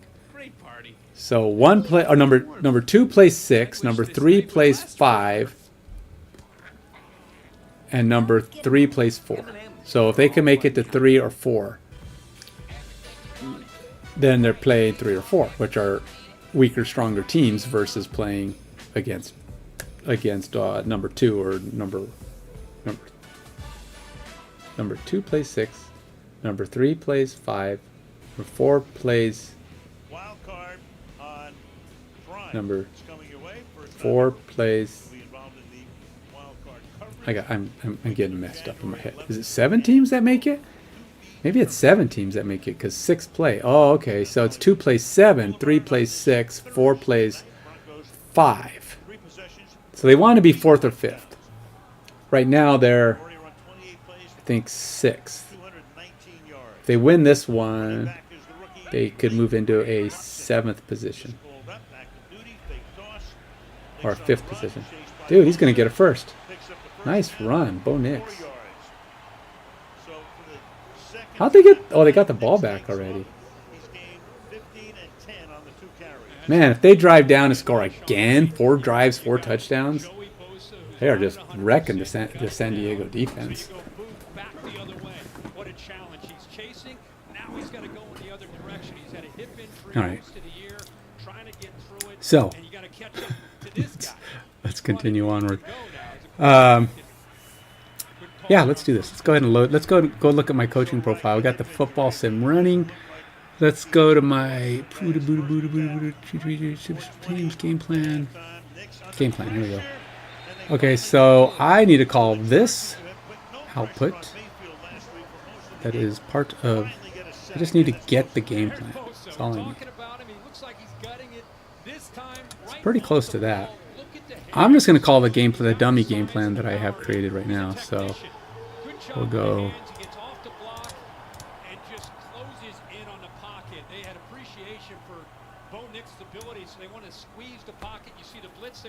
I don't even need that. Good call by Minner, and nice to see Bosa get involved there. Of course, the minute we say he doesn't look like the old Bosa, bang. He says, what the hell are you talking about, right? Hey, fellas. His 5th sack of the season. I'm still number 97 out here. 2nd and 18 and timeout taken here. Well, it's not going to be a curl. It's going to be a get. I will have to do a post. In fact, that'll be my next thing. But for now, I need to do a get. They need their alphas. They need their guys to be as effective and as dominant as they can be in crunch time. All right, let's do this. Mac is a guy that, you know, in his 11th year still has the juice, still can make plays. Both, as I indicated, I need to update this code to call my game plan code. I'm pretty sure it's going to be something along the lines of .get, right? Right? I expected that to pop up and say get. I expected some IntelliSense to come in there and say, did you want this?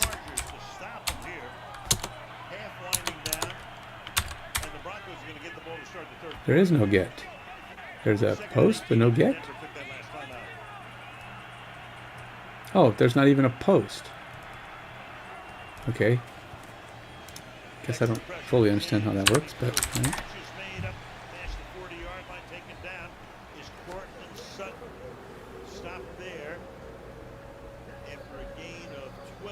And I think I'm gonna put it in like I think it's supposed to be before I ask the game.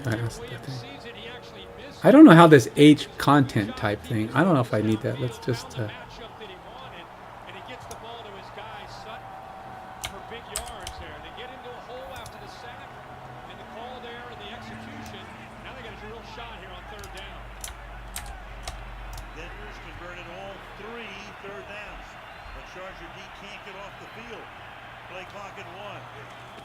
Defense has got to be getting worn. Ah! The San Diego defense has got to be hating life because they've just been moving. Oh, 4th and 6. Darn. They got a punt.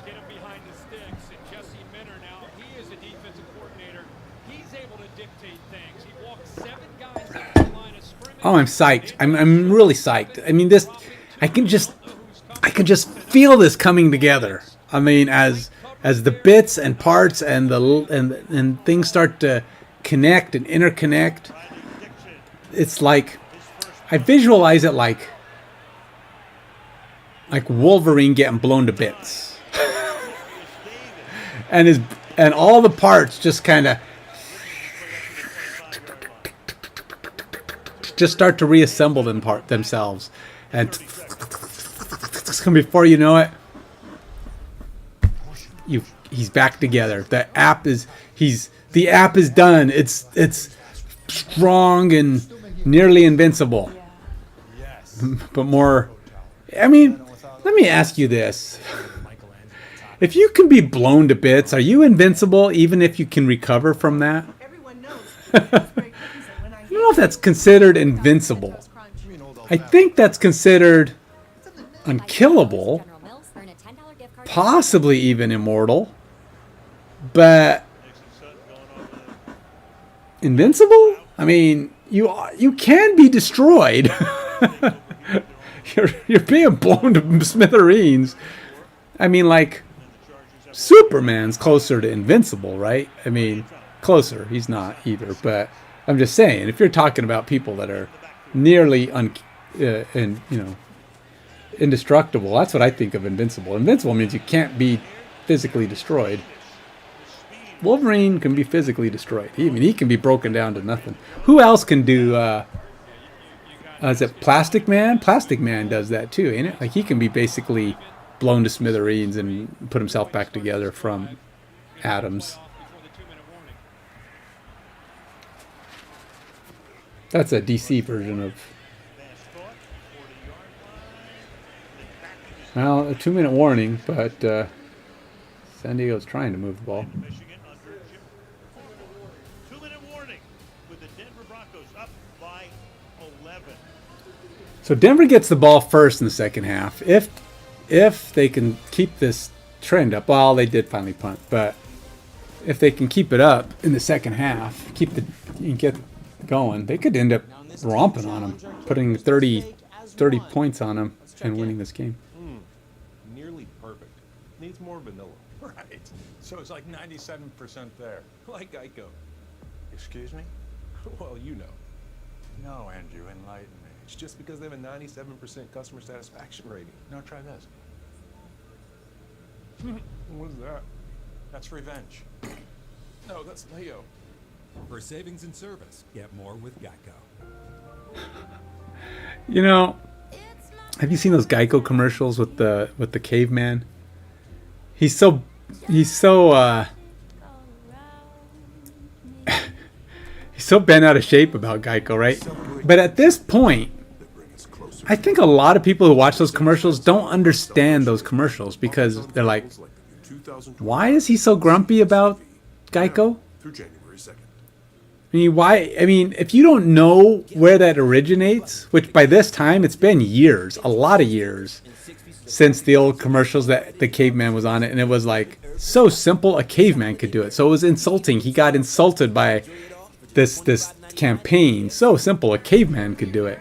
And that's why he's so butthurt about Geico, because they insulted him. You know, they were all up, and then of course they ended the campaign, and there was a whole thing about him getting fired. So there was a lot of that. He was really butthurt about Geico, and that's what this is all about. This is why all these commercials come up, and he's like always angry anytime somebody mentions Geico. But I think if you don't remember those commercials, the early ones with the caveman, you're like, what are these commercials about?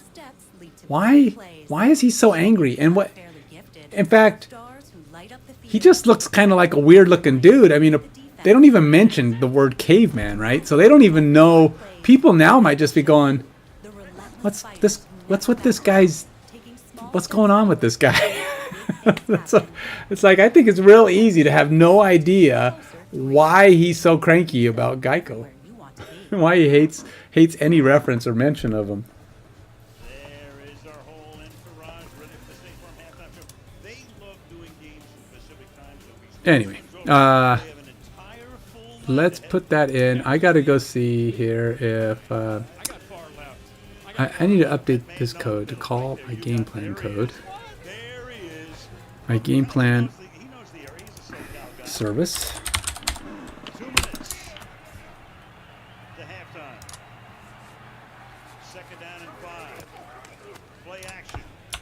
Pass is caught wide open. Taki taking it inside the 40 to 37 yard. The curl command that works is this. Couple things here. You get Sternat on a blitz, and what a job by Herbert looking over top of him, throwing it, and he loves that deep over route there to McConkey. Herbert 11 out of 12. Fires and then React code has a few issues that need to be addressed to properly call the gRPC gateway using the curl equivalent. Here's how you can update your game plan component to match the GET request correctly. Game plan request use state. Okay, so we got game plan, use state, blah blah blah. Error set error, response set response. Call PFFM gateway async.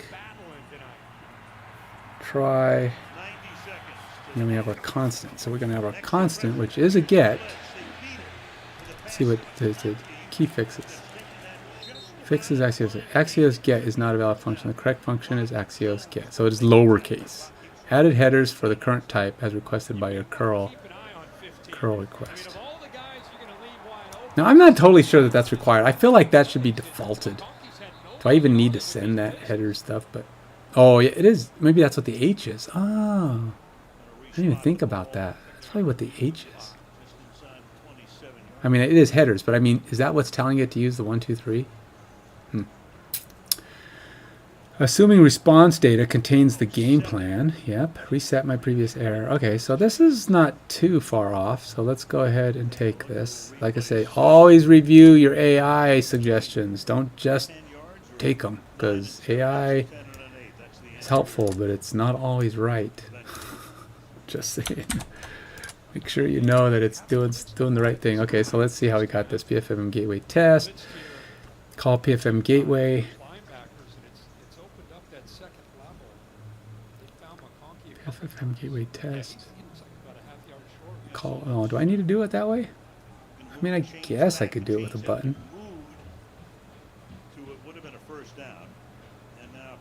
Alright, fine. I mean, I'm not going to do that in the end. I'm going to just have it load automatically, but this ought to be fine for now. The runner was short of the line to gain. It'll be third down at that spot. By rule, this reversal does require a 10-second runoff. Please set the game clock to 1:25. Run 10 seconds down to 1:15, and the clocks will start on my signal. 1:15 on the game clock, please. Advanced math here. Play clock at 30 seconds. Now subtract 10. The impressive thing is he said there was some authority. And both will start on my signal. They got the clock right. That was weird. 3rd and inches. Again. Last time they had 3rd and inches, Denver tackled them behind the line of scrimmage and made them lose 3 yards. They're in field goal position. If Denver can stop them here, they'll probably kick a field goal. They got it. They got it. I'm trying to score. I mean, field goal would be okay, but I don't want a touchdown.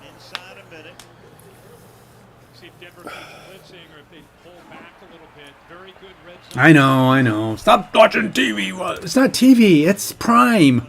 it's on a website. Intercepted. Woo-hoo-hoo-hoo. Woo-hoo-hoo.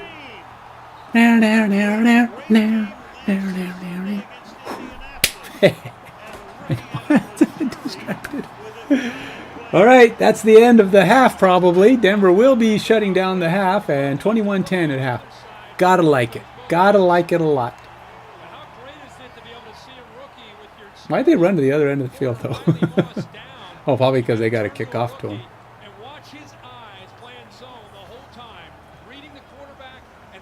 He just jumped right in front of that. He was going for the touchdown, and Denver just said, nope.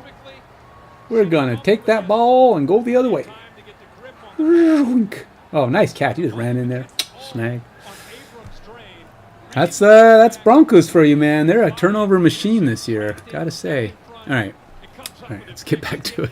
Let's see what I got here. I think I'm pretty good. We've got the input for the Axios get. I just had to tweak that a little bit. Got the game plan in there. We got the header in there. They made the changes, so now I can see how headers are created, so I can actually create that myself if I need to. And then we will go ahead and call out... we'll go ahead and try to run for... see if I can get my thing to show up on my app. So let's go run the app. Oh, I should have probably built that. No. Yeah, I should probably stop that and build. I need to build.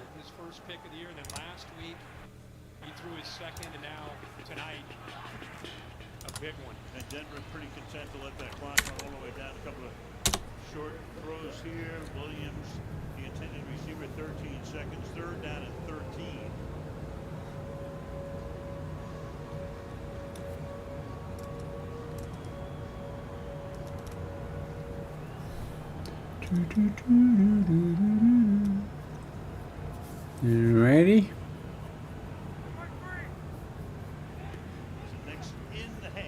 Because once I can get game plan going, I could get this. I can start working on the code and everything that's in the services. But I'm gonna have to. I'm gonna have to. I gotta get the database going. I gotta start working on the Mongo database. That should probably be started, like, if not tomorrow, next week. Because that's gonna be a lot of what I'm doing. And I'm still worried about my how I'm gonna do authentication, because I'm using my authentication API is using. There's a new major version of what? NPM? Really? I mean, I don't have to install it, but I do like using the latest. It's NPM. It won't affect my code much. It's just how you call stuff. Oh! Oh!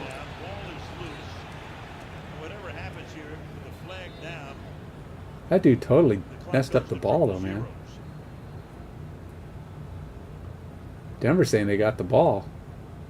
Dude, if they punted it and got the ball back there, that's like field goal. Oh, there's no time left on the clock. It doesn't matter. That was the end of the half. That would be awesome. I mean, I guess there's a flag. Theoretically, if they they got the ball, they could give them one play and let them kick the field goal. 15 yards here. Terry, what are you seeing here? It is fair catch interference, and it's a 15-yard penalty. We'll get him that time down, and LA will have two options. Did he get touched? Oh, he did hit his leg. Oh. Oh, yeah. That'll be on Denver, so it doesn't matter. Crazy things are going to happen.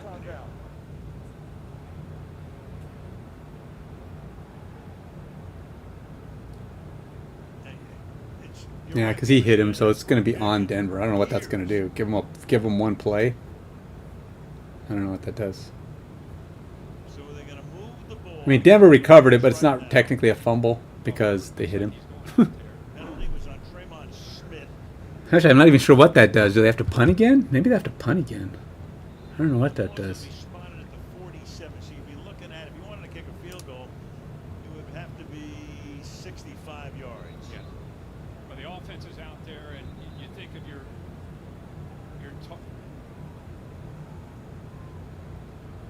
Really? Was it a bad punt?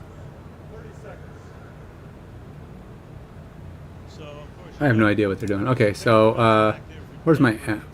I don't have it yet. Okay, so I recompiled. Let's run it, and then we're gonna see where we are. And then we'll go to my coach and see if my coach loads, and if my coach will load, or coaching profile, or whatever you want to call it. I need to do some more eye candy. I think I need to start tweaking my menu and stuff. Start making it look a little bit more cool. Also thinner. It's way too thick. Let's go to the coaching profile. I don't have much going on here, but there should be a little bit of something. Good call, Terry. Yep, Dicker. Atta-babe. Dicker. Or not.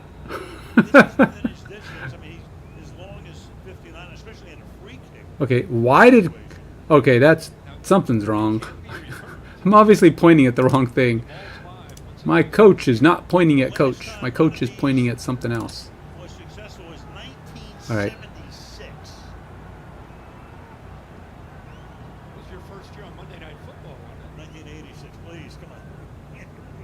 Oh, I see what happened. Denver got a penalty for hitting the guy, which gave him 15 yards from the point of the foul, which put him on Denver's side of the field. So now they can try for a 65-yard field goal with no time on the clock. I mean, it's like... Now, there is the option that Denver blocks it, picks it up, and runs it into the end zone and scores a touchdown. That would be the ultimate of unfortunate for San Diego. Hey, they gave us an extra play to try and score. Oops. That didn't go right. Every half a century, this comes into play. I mean, as much as these coaches do prep. He just takes one more kick. How many coaches practice this? I mean, how often does this even come up in conversation? That would be amazing if they blocked it and just ran it back for a touchdown. Let's go. Put it through. So J.K. Scott's going to hold it. I mean, there's really nothing going on here. I mean, the players are basically just going to watch him kick because it's a free kick. Oh no, it's not. Hey, what the heck is it? Oh yeah, it's like some kind of weird free kick, almost like a kickoff field goal. Weird. I haven't seen a free kick in forever. When was the last time they did a free kick in the NFL? It's got to be rare. So it's not even a blockable kick. They just take a shot. A free kick. On its way, it is. Yep. Made history tonight. Yes. There you go. Terry, great call. Picked up 3. Sean Payton going, what did I do? Oh. So a free kick, if you don't know, if you don't run any plays, you just get the ball back. You just get the ball, and you immediately try to kick the field goal. You can do a free kick. You don't run any plays at all. It's an 8-point halftime lead for the Denver Broncos. It has to be like a turnover or something like that. I mean, the only way you would get that. I believe that's how, or maybe even has to be a punt or a kickoff. I mean, like it has to be like a legitimate change of possession. It may not even be able to be an interception or a fumble. Yep. In those cases, you'd have to kick a field goal. But with like if there's no clock time on the clock or something like that, I'm pretty sure that's how the free kick rules are.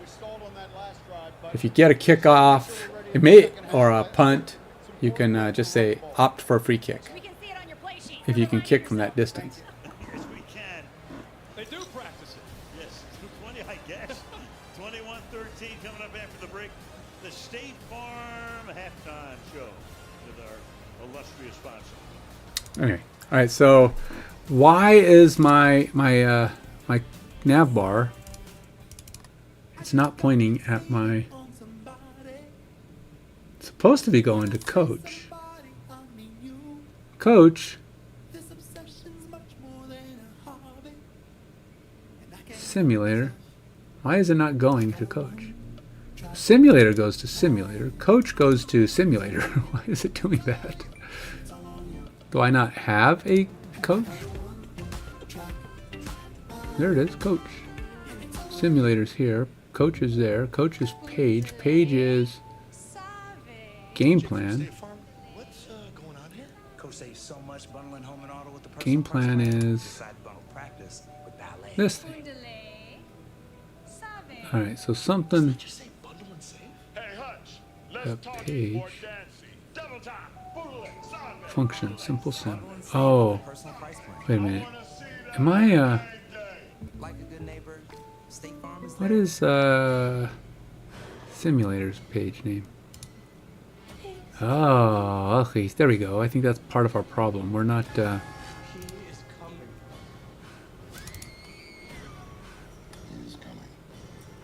what is, so we go page. Page, simple sim called game results, but we're not going to be simple sim. We're going to be coach. So we got to go back here and call this coach. The better you get, the harder it is to get better. Every rep, every step, every choice. I may have to have multiple pages on this because I've got to start thinking. Multiple UIs, right? And really, like I said, it's all about the mobile app. So even though I'm not doing the mobile app part here, I got to start thinking about how these components and how these parts are going to translate both to the two different things. Now, this isn't going to be done exactly the same. Obviously, it's different code. But I do need to come up with the, what do you call it? The basic nomenclature, because I don't even know. Maybe the website will look nothing like the mobile app and stuff because it's going to do different stuff. But I kind of want them to be similar, so I don't want to get too far off. I could probably redress up this stuff later. I don't want to get too caught up in it because I'm guessing, as we start taking shape. Because I've been looking at how mobile apps are set up, and I'm finding that their view is a little bit more organic, which I like. It's the way it should be. It's not, you know, menus and drop boxes and stuff like that. It's like interactive text and images and stuff like that, which is better, and it looks good. I do think that some games like the Ultra, or what do you call it, retro football, there's some things that are clickable and some things that aren't, and sometimes you can't tell which are which. Just looking at the short guy, he's putting balls downfield as well. In the red zone, he's a problem because of how sneaky he is with his legs. Obviously, a touchdown there. The other touchdown was the same thing. And then getting the ball out quick to your playmakers. This is something we talked about. The Chargers have struggled with all year long. Marvin Mims, and you can see the relationship. He pushes his coach. You can see the way the ball's being spread out. That was It's all fun and games when you're winning, right? So we'll call that coach. And game plan is going to be over here, which we're calling game plan, which is game plan. So we got coach calling, wait, we got page, which calls game plan. Oh, you know what? This probably should not be game plan. Let's call it this coaching profile. And then again here, estimate getting in the end zone. Almost 90 yards rushing in the first half. Which changes my whole thing here. It's still calling coach. Then I have a coach file, but this is the coach himself. This is going to be all about. Right now, it's the coaching component which making decisions, but ultimately my coaching profile is going to actually not be anything like that. It's doing the play calls, but this coaching profile isn't going to do that stuff. This is all about the other stuff, setting up the game plan and all that kind of thing. Then the game plan is what's going to be read from, which I'll probably have a component called like game decision or play decision or something. And that's going to work, but that's going to be on the back end. That's going to be where the logic lies, because I don't want to have that logic. Now, see, that's the thing. Some of that logic will have to be on the app. But websites don't run without online component. They are the online component, right? So if you don't have whatever. So the app, the mobile app will have to have some of this code available on the app, because you can run simulations and game plans and a lot of those things on your phone, because I want to have an offline mode, and that's a foremost feature that I want to put in there, because I feel like your phone shouldn't always need to have data. I mean, there's just times when you're traveling and say you're a kid, you're not driving, you're just in the car, you want to play some football. You shouldn't have to be stuck because I can't use my phone out in the middle of nowhere where there's no phone reception. So offline functionality is important to me.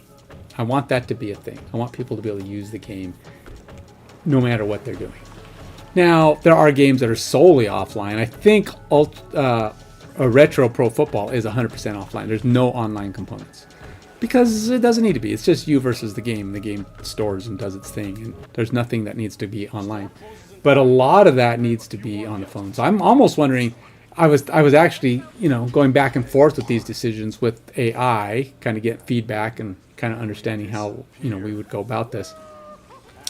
And trying to I say we because, I'm going to be working with AI all the way through. Even as I start learning more and understanding more how this code is writing, there'll be things I'm writing on my own, but there's going to be things where I'm like, why bother with, you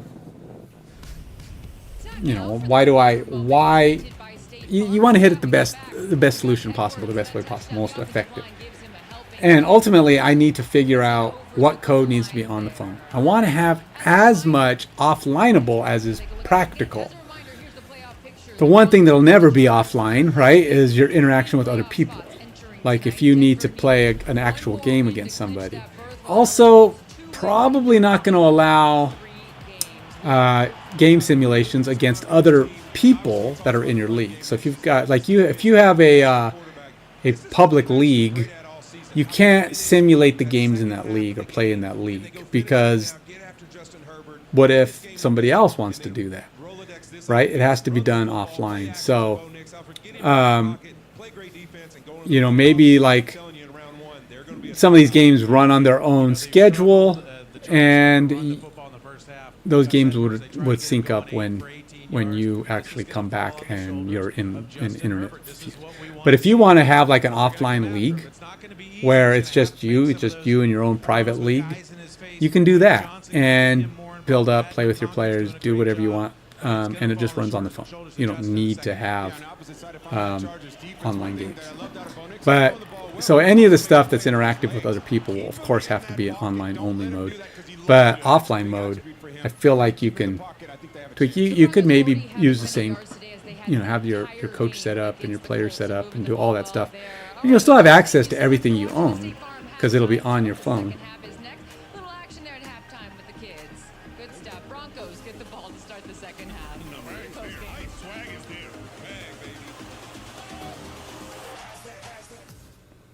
They had a mini Broncos Chargers kids playing at halftime. All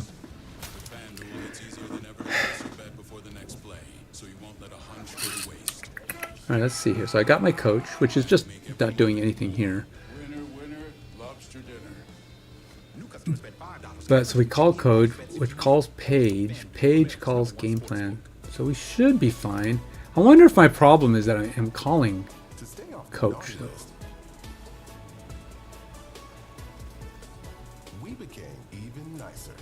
So in coach, we're actually calling page.jsx. All right, so I'm going to see if that works. I don't know. I feel like the problem was that I had replicating page names, but could be wrong. They can help you create a retirement income plan. I'm surprised it didn't error, to be honest. And provide access to specialists who help with estate planning. So coach should default to page.jsx. See if this works. You're sharing it because doors were meant to be opened. The party continues after the game with the JCPenney postgame show. It's the biggest bash in late night. So grab your crew and join out. The fun is just getting started. The JCPenney postgame show after the game. All right. Switching profile. Still calling coach. Yeah, it's not loading. Or it's not even. It's calling a simulation. You can see the simulation is starting. So why?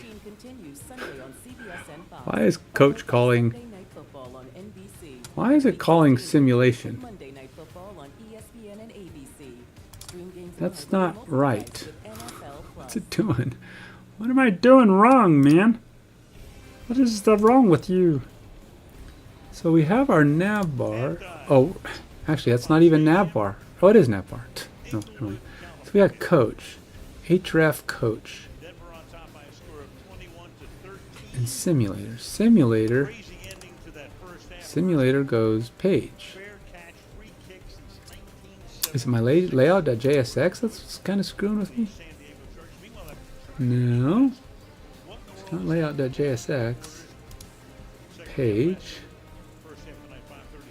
Import game plan from game result? No. That's not right. It's game plan from components.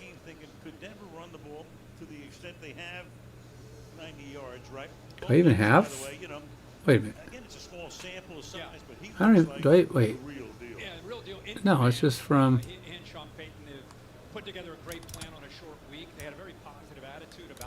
game plan. But you can see why with his plan. They went away from the run game. I think Bo Nix is throwing the ball well, especially on the move. But I would not be surprised if they go back in this second half to relying on that offensive line and the rotation of the running backs, where they were really. Honestly, I don't even know if I need to do game plan. JSX. Do I even need to go?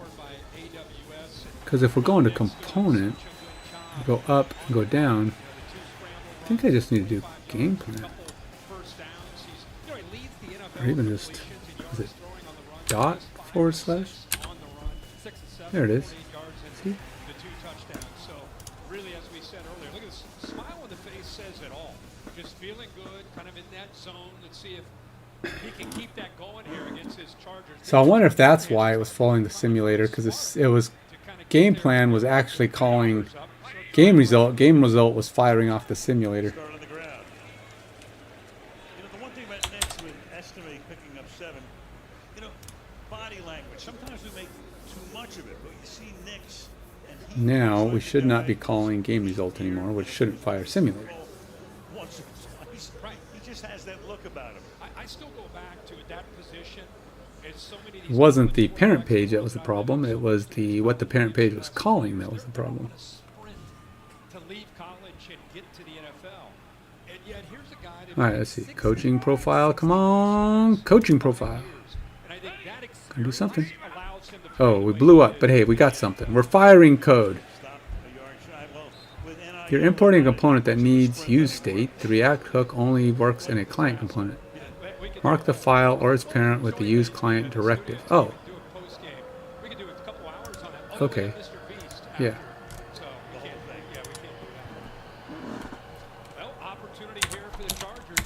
Big stop there on second down, and they got a shot here at third down and short. Is it use client or is it use client with a space? Dude, it told me and I didn't bother to read. Oh, here it is. Mims is in the backfield. Knicks, clean pocket. Throws a strike. And all the way to the 42-yard line goes Troy Franklin. So the two Oregonians play together. Well, this one doesn't tell me the problem, but I believe it's use client space. Nope.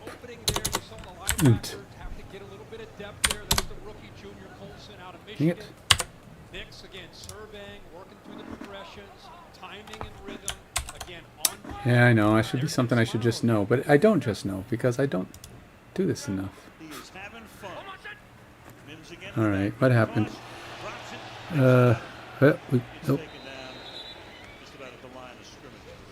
Well, we are still slightly off the rails, but we're getting there because we are calling the correct page now. That's the important thing.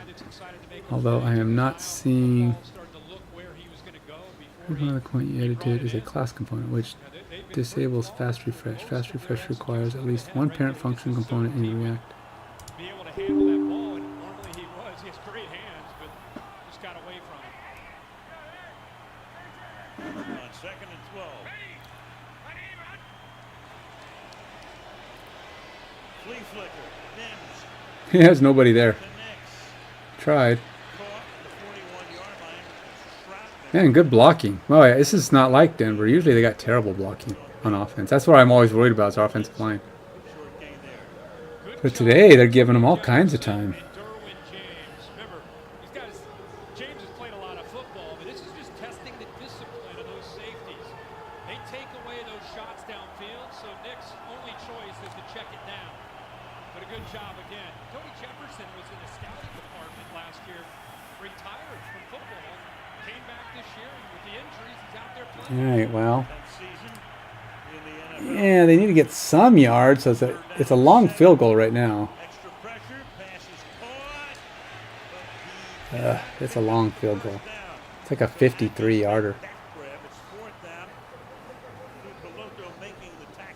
Now he can kick that far.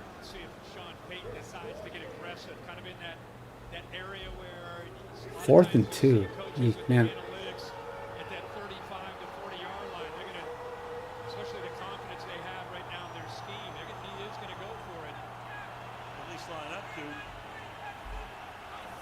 He's not, Payne is not one to cover his mouth. You know, like a lot of those God coaches don't want you to read their lips, so they talk with their mouth covered. First down.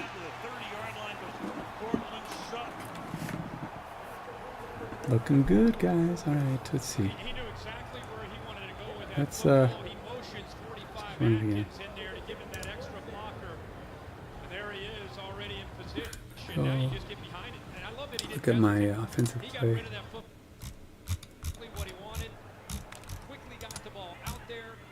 Dang it. What is the problem? What is tripping here?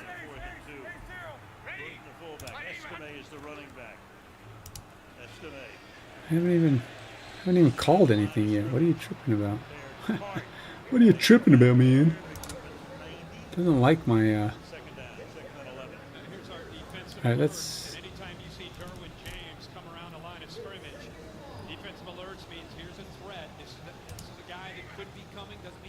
try to do a build again. I don't know, it's like it's complaining about something. Maybe this will error and tell me what I'm doing wrong.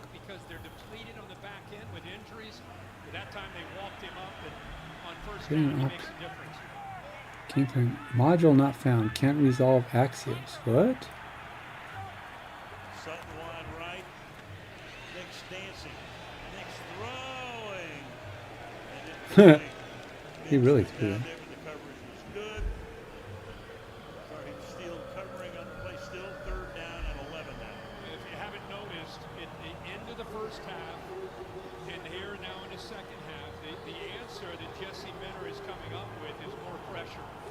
He's been blitzing Derwin James. That time it was Jasir Taylor that came on the blitz. They're trying to get him unsettled, trying to get him to get out of this rhythm that he is. So, maybe the pressure will help. I'm not sure what's going on. Unpack errors. Let's see. Import trace for requested module. What do you mean you can't find Axios? It was there a minute ago. Oh, we're going to be 4th and 2 again. Do they try again or this time? I think they kick a field goal this time.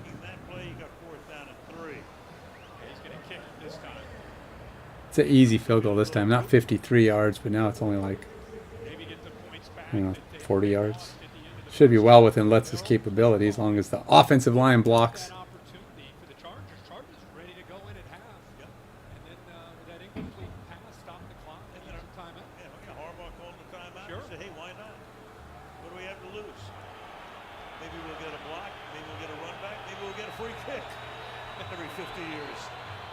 Oh, nice.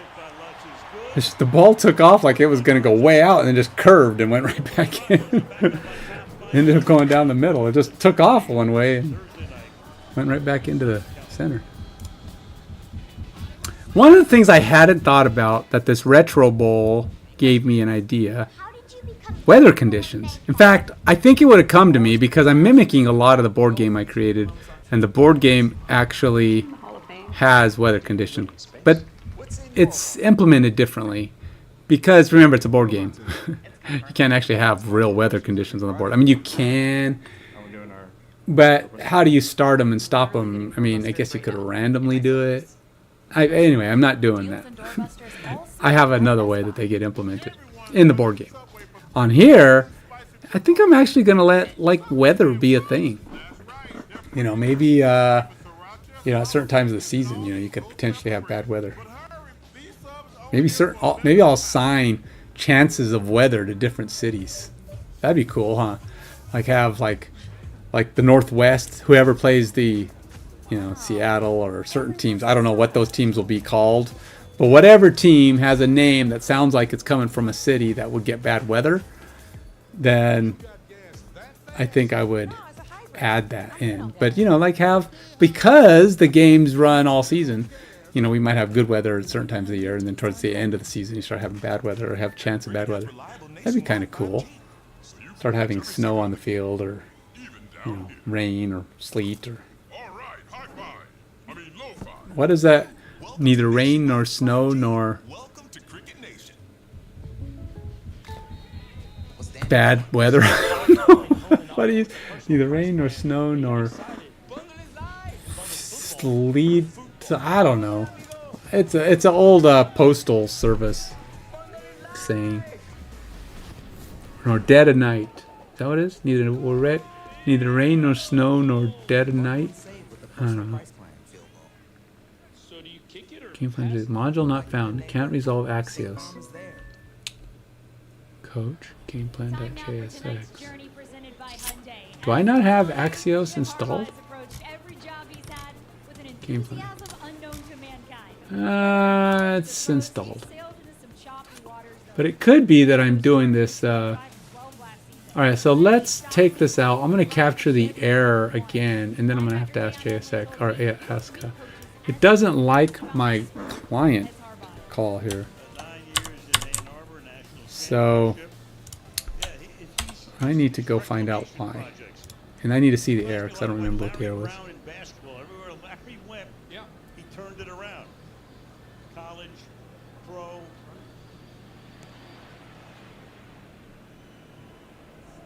And this one is a touchback. So what's at stake in this game tonight? If Denver wins, they're in the playoffs. A winner or tie.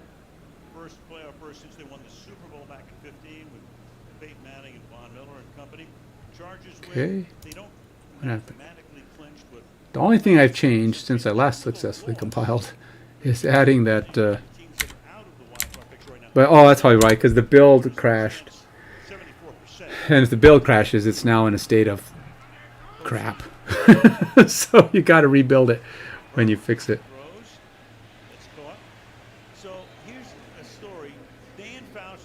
All right, import trace request module. What? More. You're importing a component that needs use state. The React hook only works in a client component. Oh. It was legal. So Dan Fouts, we assume Dan is not. Why am I doing that anyway? To fix, mark the file or its parent with the use client directive. Alright, so the file would be game plan. Number 36. Off the fake. Herbert dancing, running. Look at him go to the 45-yard line. Bad wheel and all. Yeah. 20 yards. So we know how athletic he is when he's healthy. This is just determination and toughness. There's nobody open downfield. Check down's not there, so his instincts take over. Cody Barton trying to swipe at the football. Game plan. This guy he's a big man. He takes 6'6". So should I put it here? Do I need this? Oh, I am using use state.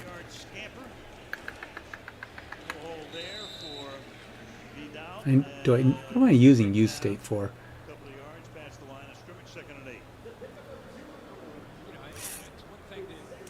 All right, let's go let's do this.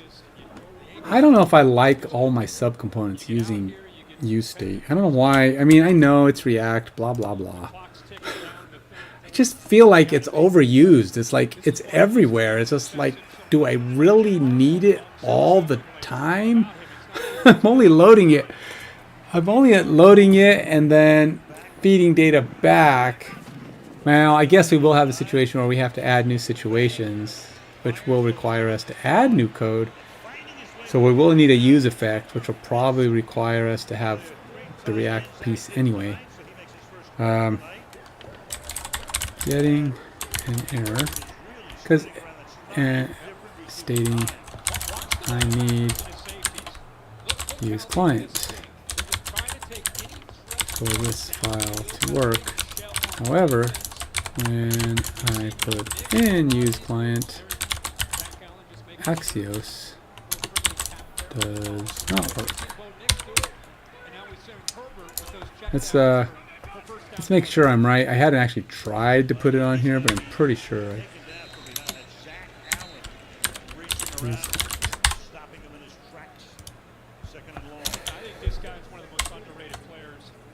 I could be wrong. Maybe it's only because of where I put the use client. But I'm going to give it a chance to tell me. Built. Can't resolve it. Yeah, see? But when I put in use client,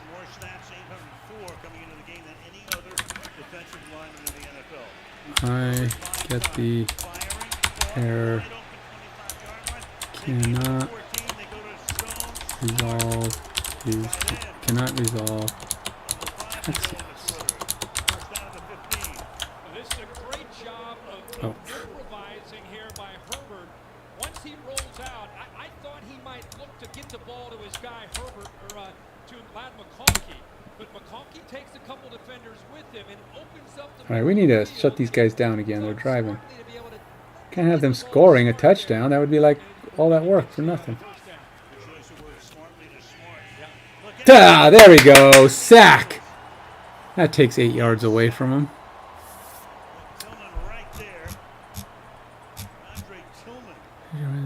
File is an Next.js application. It's likely part of a server component by default. Since Axios is used for client-side requests, file must be designated as a client component with use client. Top, however, if use client causes an error like cannot resolve Axios, it usually means one of the following steps. Resolve, ensure Axios is installed. Or add use client. You know, maybe the problem is I use single quotes. Is that my problem? That I use single quotes? I feel like that would be weird, but we'll try it. So I did install Axios. So I know it's okay. Or should, I mean, unless I didn't install it correctly. Sometimes things don't install like you think they do.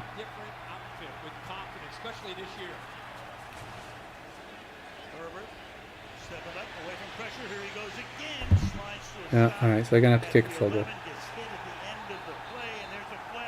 Oh, come on, really? Oh, you faker. He barely got touched when he slid. The guy came at him, but... It's so hard to not tackle. Okay, so... Quarterback's running. You're coming at him, and you're diving at him. I mean, you're not going for his head, but you're diving at him. Look! Oh, man. And then he goes into a slide as you're coming at him. Now you're already in motion. How do you stop yourself? And the guy barely touched him with his arm. I mean, his arm bumped him.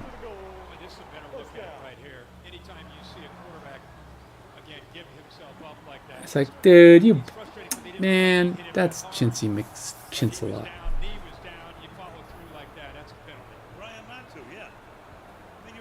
So now maybe I don't have Axios installed correctly. Let's go ahead and go look. I'm pretty sure I have. I mean, I know I have it. Ah, shoot, they scored. That's dumb. Oops. npm install Axios. I know it's installed, but we're gonna do it again. Oh, I forgot I had to do this too. Dash, what is it? Legacy dash peer dash. Really nice job of adjusting to the movement by the Broncos defense. Both those guys had good blocking angles and a good feel and read there by Edwards to get it into the Alright, there. Let's try to build again. Can't complain about Axios not being installed now.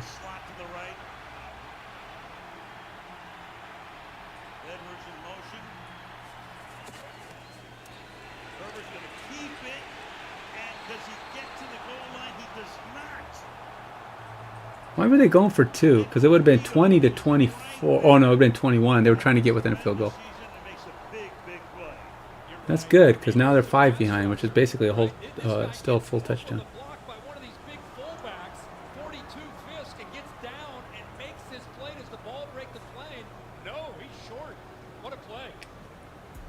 Huh, alright. Well, maybe I didn't have it installed, because I swore I had it installed.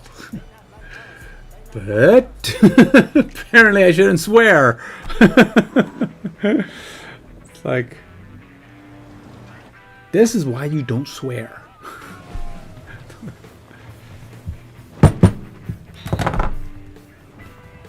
Alright, let's go ahead and kick her off again. Let's see what happens. Hey, Jim. I'll definitely get those to you first thing Monday. Internal server error. What the snot squats is that? Enjoy. That's new. I've never even seen. That's like a new error. I've never seen that. And it's happening right at the. That's internal server error. What? I don't even know what to call that. Sometimes I get these internal servers. Hey, it's doing that. Why is it doing that? I'm not even calling that app. I mean, I'm not even on that page, so it shouldn't be breaking because of that. All right, let's try to rebuild. Maybe my build went bad for whatever reason. Oh, that's right. I can't run. Oh, yeah, I forgot I can't do this. You can't build with that open because it won't compile correctly. You have to close the, what do you call it? The command window or the terminal. I don't know why it opens, why it needs that terminal, but it does. It opens and runs. And while it's open, it might be something to do with my Visual Studio because I don't think it was opening that when I was running it in VS Code. But my compile doesn't quite work if I have that open, so I have to shut that down so that it can rebuild. It's kind of like that's holding a reference or something, and with that there, it can't unload the reference. And thus replace it with the new code, so you get like a half-built mess. But it's interesting that it displayed it, because I've never seen it display the internal error before. Usually it just kind of comes up and everything goes wonky. I actually prefer to say internal error, because it just looks cleaner. Okay, we got an error. It doesn't. Before it would just like half the stuff would load. You'd be in the state of half random. It might just be where it crashed. I don't know. But $5 billion stadium. Meanwhile, if the season ended right now, and it won't, just in case you're wondering, here's the way the wildcard matchups would look in the AFC. The Chargers will play the Bills in Buffalo. The Broncos will go to Pittsburgh and play the Steelers, and then the Ravens will play the Texans. all right, so we're up and. Oops, I ran the wrong button. I ran the game simulation. Doink. Did I? Or maybe I didn't run the game simulation. I don't even know what I'm running. Nothing's happening. PFFM Gateway test. Call PFFM Gateway.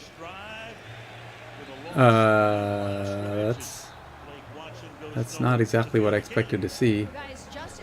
Oh wait, is that a button? Oh, it's a button. Network error. Error calling gRPC gateway.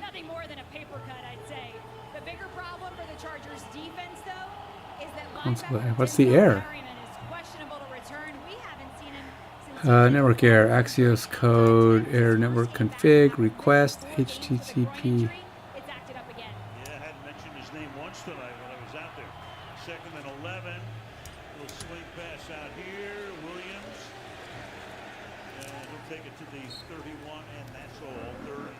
Dang it, come on guys. Gotta start moving that ball again. Okay. App is running now. What? And I click. What is it? Click. I click on get game plan? Get game plan. Get. Where's it at? Am I looking at it? Hang on. Oh, call PFFM. I click on call PFFM gateway. I get this. Who's got it? A fight for the ball. You got James. You got Williams. Chargers think they have it. Now, I think Derwin James came up with that. As they hit the ground, he was taking that football away. Clay Martin is right there. What's he going to tell us? Well, first call was that Denver gets to keep it. Martin, he patched James. But he gave it to he gave that to the Broncos. Well, I tell you, when they hit the ground, it sure looked like live that he did a good job of stealing that football, fighting for it. Let's see. Here's a good look at it. See that. Well, maybe Williams still had it. Ooh, baby. Maybe he used his strength to keep it away from him. Ty goes to the runner. Riley Dixon. Flops it out of bounds. All right, what do we say? So 45 seconds are left in the penultimate quarter, otherwise known as next to last. You've hit the free plan. Yeah, whatever.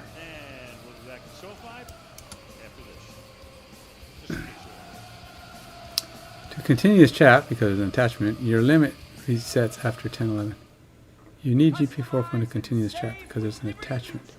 Your limit resets after 10:11. Oh, whatever. All right. So can I at least copy my code? Gateway 10:11 p.m. What? This green bar releases trapped hairs from my face. Game changer. While the Flex, this contours to it, so the 5 blades can get virtually every hair in one stroke for the ultimate Gillette shaving experience. The best a man can get Is Gillette Labs. BK melts. Wanna warm up? This sure helps. Classic bacon, shroom and Swiss. BK melt season is tasty bliss. BK, have it your way. Good, but when I click on Fifine game, I get this. Oh, I got another double shot, double cream, double froth, double pump, double whip, double hot, double calf, double sleeve. Hey, did you know that Discover Let's go to new doubles chat. your cashback at the end of the first year? You are cut off. You earn, we match. Debbie. Unlimited cashback match. Now is the perfect time to get away during the Hyundai Getaway Sales Event. With 0 payments for 90 days on select models. I have a feeling I might need to do, what do you call it? Cores. I may need to implement cores on my stuff. I have a feeling that's what the problem is. Yeah, cores issues. I think it's cores issues. Because I don't think I've given this app permission to access my gateway. So I'm going to take a break. I'm going to go do dinner.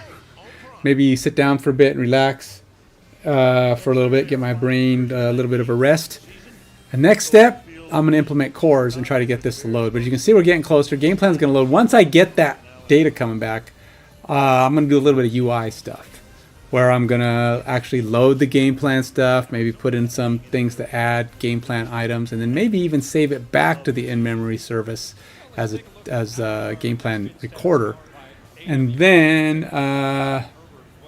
at that point, I'm kind of setting up what the coaching stuff is going to do. And then we're going to have to start working on getting this into the database so that the simulator can actually start grabbing that stuff too. Now, running this entire thing in memory would be kind of interesting, but that would only be working for like... Okay, Denver's really got to get going.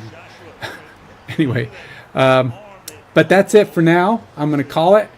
We had a good first session, I think, on my new channel. Yeah, for a little distraction from the Broncos over here. But they need, if they can get their act together and win this, they had control. They're losing it a little bit. But till next time, take it easy. Oh, and feel free to add any questions or send me questions. I am about the project, what I'm planning to do, how I plan to move forward. Yes, I plan to do. I'm working on a development. What do you call it? A development playbook. Basically, what I'm going to try to do is set up what I am planning to do, not only now but in the future, with a nice long list with stuff that's for sure coming in the near future, and stuff that's slated to be next, and with stuff that's just slated to come sometime in the future, which I won't have anything fully set. Some of that stuff can move around. The further out in the future is, the more it moves around. But I will get a lot of that going. Plus, I need to do some more design work as far as just general flow of things. What's going to use what? How we're going to connect to this, that, and the other thing, and just start building those. What do you call it? Flow charts, so that we can start seeing how all the pieces and parts are going to start going. Do I do that in a stream? Maybe part of it. Maybe not. I mean, not everything will be streamed, but some things, like I might start some stuff or work on stuff on there just so that it's aware of. But some things I just kind of move on. If I only have short periods of time, a lot of times I squeeze an hour in there, and I'll be knocking out stuff when I'm offline. So like today, I fixed my calls to the gRPC service prior to logging on today, just because I needed to focus on that. Sometimes when something is really complicated. I need to get it resolved. I need to put that head down, focus into it. But as usual, I usually do. Till next time, take it easy.